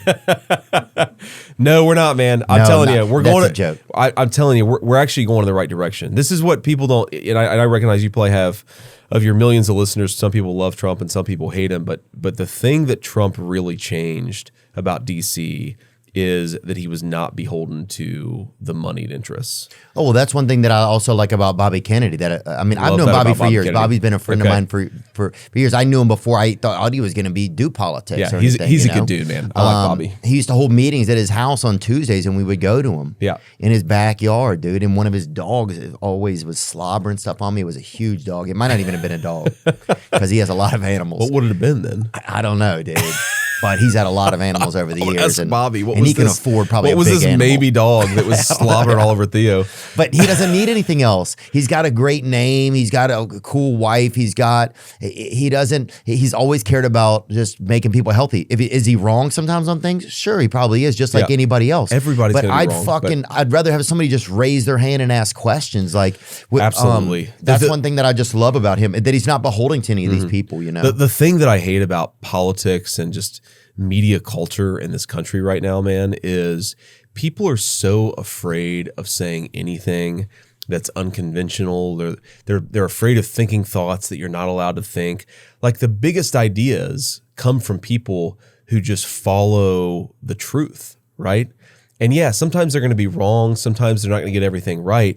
But we've got to stop punishing people like Bobby Kennedy for saying, well, maybe hey, what about this that? Doesn't work. Yeah, hey, what about that? Exactly. Yeah. Like that, hey, what about that is something we have to preserve. And I do feel like we're kind of destroying it. This is, so I'm going to sound like an old man, but this is what I think is really jacked up about social media is, okay, we're all social animals, right? We're all influenced by people around us. Oh, yeah. But look, 30 years ago, an opinion, it would take it many, many days before an opinion became the accepted conventional wisdom. You'd have to be repeated in one newspaper, then repeated in another newspaper, and people would talk about it. Now you can have something happen on social media, it's viral, and 10 minutes later, you've got like the social media feeding frenzy that says, well, here's this thing that I came up with 10 minutes ago, and if you don't agree with that thing I came up with 10 minutes ago, then there's going to be a feeding frenzy attacking you, attacking your family, finding out where you worked and trying to attack your employer for keeping you in a job. Like that is a really jacked up thing to take the normal human social impulse to want to be liked and to want to make friends, and to put it all on the internet where it operates at like the speed of light. I think there's something very deranged about that. Yeah. Yeah, well, and it's like are you a repeater or are you a thinker? Like, yes, that's the thing. It's like we get so preoccupied now and so occupied so quickly that we don't even put it through our own filter. That's exactly right. And it's like, and then our filter starts to not even be a filter anymore because it's like, well, nobody's using me. I'm just a pathway now. Yeah. And that's what starts to happen. That's how we all start to become desensitized to everything. And we just become repeaters, right? That's exactly what social media does, is it just turns us all into repeaters. I like that Bobby Kennedy is sort of willing to say, no. I'm actually going to think for myself on this topic. I mean, it is crazy. Why do we have such a terrible obesity problem? Why do we have all these certain types of diabetes are on the rise among children today? It's like, okay, we're the richest country in the history of the world, and children are getting diseases that they didn't get 30, 40 years ago. Like, somebody should be saying, what the hell is going on? Or like, yeah, somebody should, and it should be our leaders, but it feels like there's so much compromisation in there. I mean, dude, do you know, okay, this is a paper by a Nobel, we'll take a few more minutes. Yeah. Now we're just having fun. But there's a paper by a Nobel Prize winning economist that talks about the return to education in years of life. And do you know how much, take a person who's got a 4-year degree versus a person who never went to college. Mm-hmm. Do you know how much longer the person with a 4-year degree lives in the United States of America right now? 7 years. 7 years longer. Yeah. So going to college, you get rewarded with 7 years of additional life. If that doesn't tell you something is seriously fucked up in our country, then nothing will, right? That is not okay. And it's part of it, it's health. Part of it's that, people are working more dangerous jobs if they don't have a college degree. But part of it's just that we have I think, made it so hard to get by in our country if you don't have a 4-year degree, that people are, they're not making enough money to support their families, then they get stressed out, then they turn to addiction. Of course, addiction happens to everybody, but it's much more common among those without a college degree. Yeah. So I just, this to me is like, what is this campaign about? Like, what is Trump being president about? Is fixing the big problems, not like the bullshit fake problems that the media gets us to focus on, not the slogans, but why are people dying 7 years earlier if they don't have a college degree? Why do we have this historic obesity epidemic in the richest country in the world? Why do we have like wars breaking out like crazy all over the world? Why do pharmaceutical companies get rich by forcing therapeutics that aren't even always good for us, right? Like these are like big issues that, frankly, I think absent Trump, we wouldn't even be talking about this stuff. Well, I mean, I definitely think that one of the things that certainly excited me about Trump when he first was running was, wow, this guy is fucking rogue. Yeah. And you know what? Yes. And this whole thing is so messed up now that's what I hated politics so much. I hated that. I was like, I would hire a Muppet to go in there with a hammer. That's right, I would hire a Muppet with a hammer. If I could vote for a Muppet with a hammer. And that's how most people feel. It's like, it doesn't even feel like it's working for us anymore. So what does it even matter? Yeah. Yeah, but so that's why I think Bobby, that's one thing that I did, that's one thing that I thought was pretty amazing about bringing Bobby Kennedy into you guys' campaign is that he's a sheriff for that kind of shit. He really is. For caring, I think for genuinely caring about people. I agree. Because I know he cares about people. It's like, I have friends that don't care about me. They're still my friends, some of them. But he's a friend that is a caring guy. Yeah. Yeah, that's absolutely right. So that is, I think, why I've vouched for him a lot. Yeah. I had one more thing. Let me see. The polls and stuff. Okay, yeah. Yeah, I've been looking at the polls recently. Yeah. And especially at Kalshi as a place where I look at them. Okay. Is this the betting market stuff? Yeah, they're a website and an app where people can bet money on regular happenings like in society, like not just political stuff, anything from like politics to entertainment. And I think it's a good tracker in a capitalistic society because it's people putting their money down, right? Yeah, it's like, so it's people saying, this is what I think, right? With my money as opposed to just other polls. What's the latest on there? What does it say? Oh, it's like Trump is 57, Kamala is 43. Trump 57%. That's pretty good. Yeah, that's pretty good. Does it say the total amount of money that people have bet or not yet? Oh, it says $32,917,000. Wow, that's a lot of money has been put out there on this. It's just so that's why I like to follow their stuff, just because it's actually people putting their money down. Sure. What do you think of polls that are out there these days? Do you guys follow these polls? Is that real stuff to you? Like, I know that like they had the Clinton-Trump poll years ago, and they had Clinton, it was neck and neck or something, and then it wasn't when it came out. Yeah. Do you guys follow any of that, or is that really part of the daily routine? Not really, man. I mean, I can get you in the weeds a little bit, but I'll try to. I live and breathe this stuff, so I try not to make it too intense. I just don't trust a lot of media, so it's here's basically the way. You shouldn't trust polls, whether they're good for us or bad for us. And here's the reason you shouldn't trust polls: is about 10 years ago, every 10th person you called to do a poll would answer. Now it's about 1 in 30 people. Okay, and another important thing is that if you're a Democrat, especially if you're a higher education level Democrat, you're much more willing to answer pollster questions. Where if you're like my family, if somebody called them a stranger and said, who are you going to vote for? They would say, F you, and hang up the phone. Oh, yeah. Right?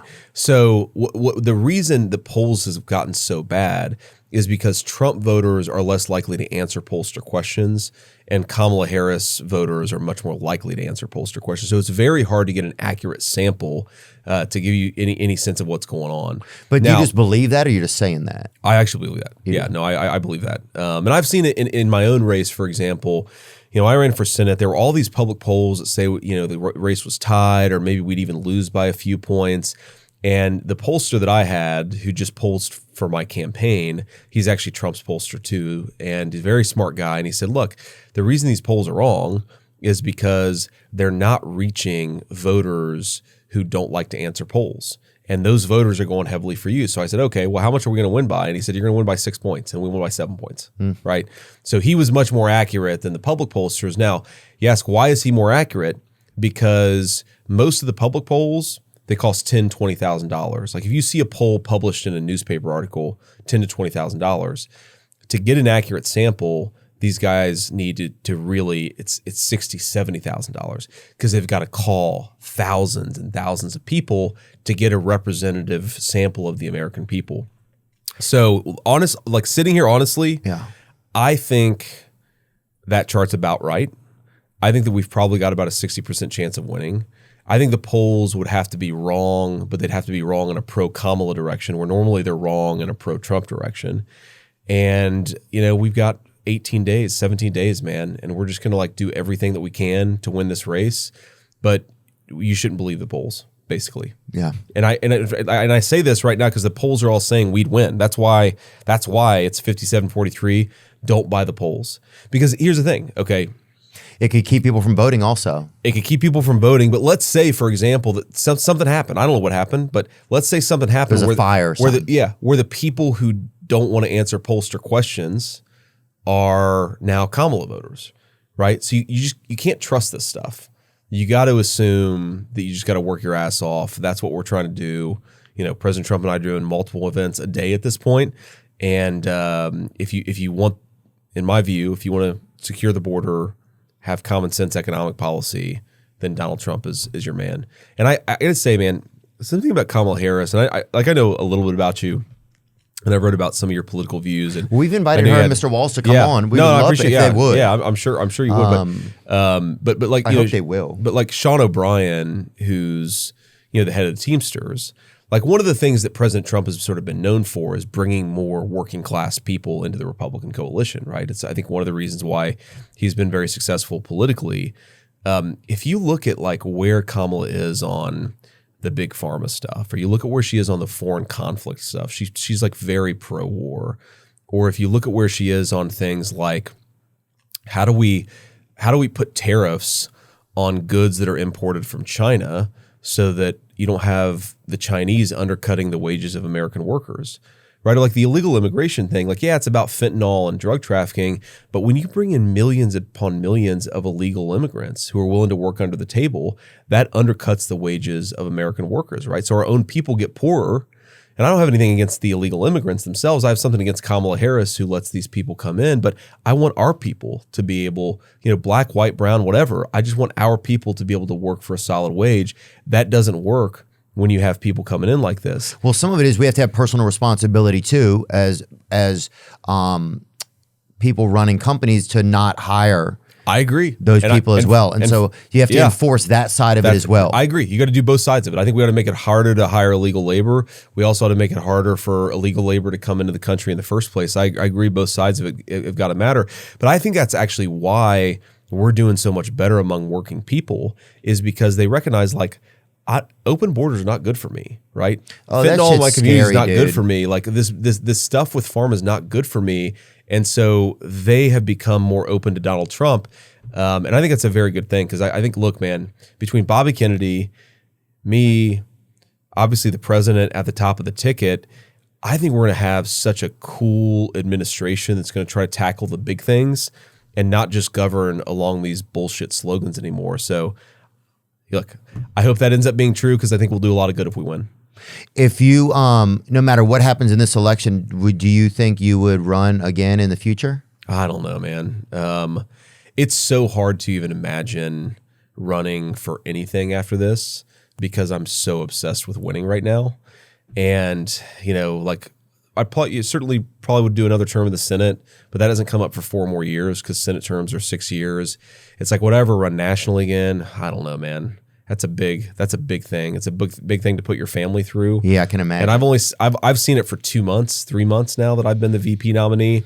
To run for that for 2 years, my attitude is, let's get Donald Trump elected and let's fix as much as we can, because then I think the country will be in a much better spot. Like, I don't mean to sound like a doomer, and I just really haven't thought about I haven't really thought about what I would do in 2028, no matter what. But man, if Kamala Harris is the president for the next 4 years, and we have 4 more years of open borders, 4 more years of not putting tariffs on Chinese imports, 4 more years of the crazy foreign policy that's pro-war all over the world, I really do worry that the country's in a very, very bad spot. So I don't think too much about future politics. I just want to win this race.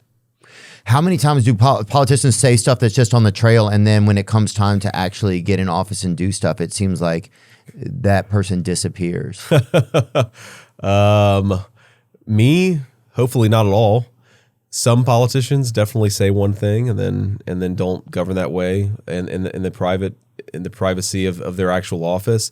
I mean, some of it's negotiation, right? Like, some of it is, okay, so let's say you have a tax plan where you want 10 things to happen, but then to get the Democrats to vote for it, you have to take out 2 of those 10 things. Like, that's just the give and take of governance. But I don't think that's what you're talking about. I mean, what you do see sometimes is people who say something on the campaign trail, even though they affirmatively do not believe that thing at all.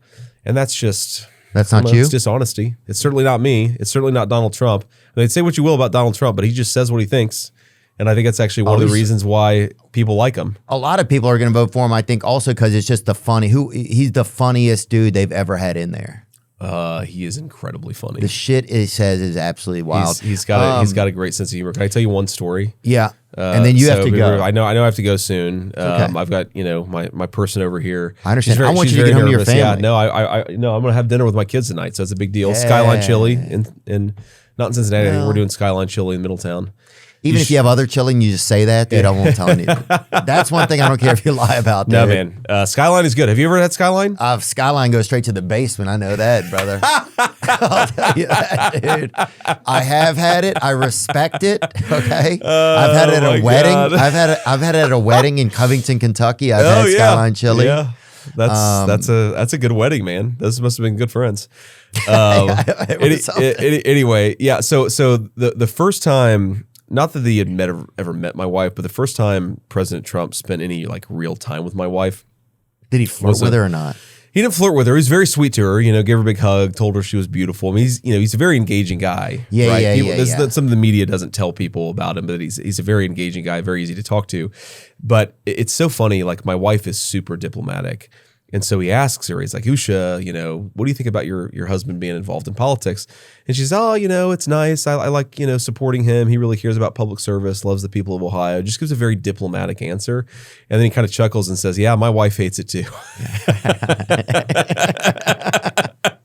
And it just like broke the ice perfectly. And then she could actually have a conversation with him because she wasn't trying to like talk to the president. Then she was just talking to a guy at that point. Yeah. And he's got a very good way about him. And he breaks down those barriers. Funny stuff, dude. At that Al Smith dinner the other night, that shit was good. Yeah. I wonder if Tony Hinchcliffe helped him write that or not. I don't know. It's a good question. But I'm telling you, a lot of the stuff he just comes up with himself.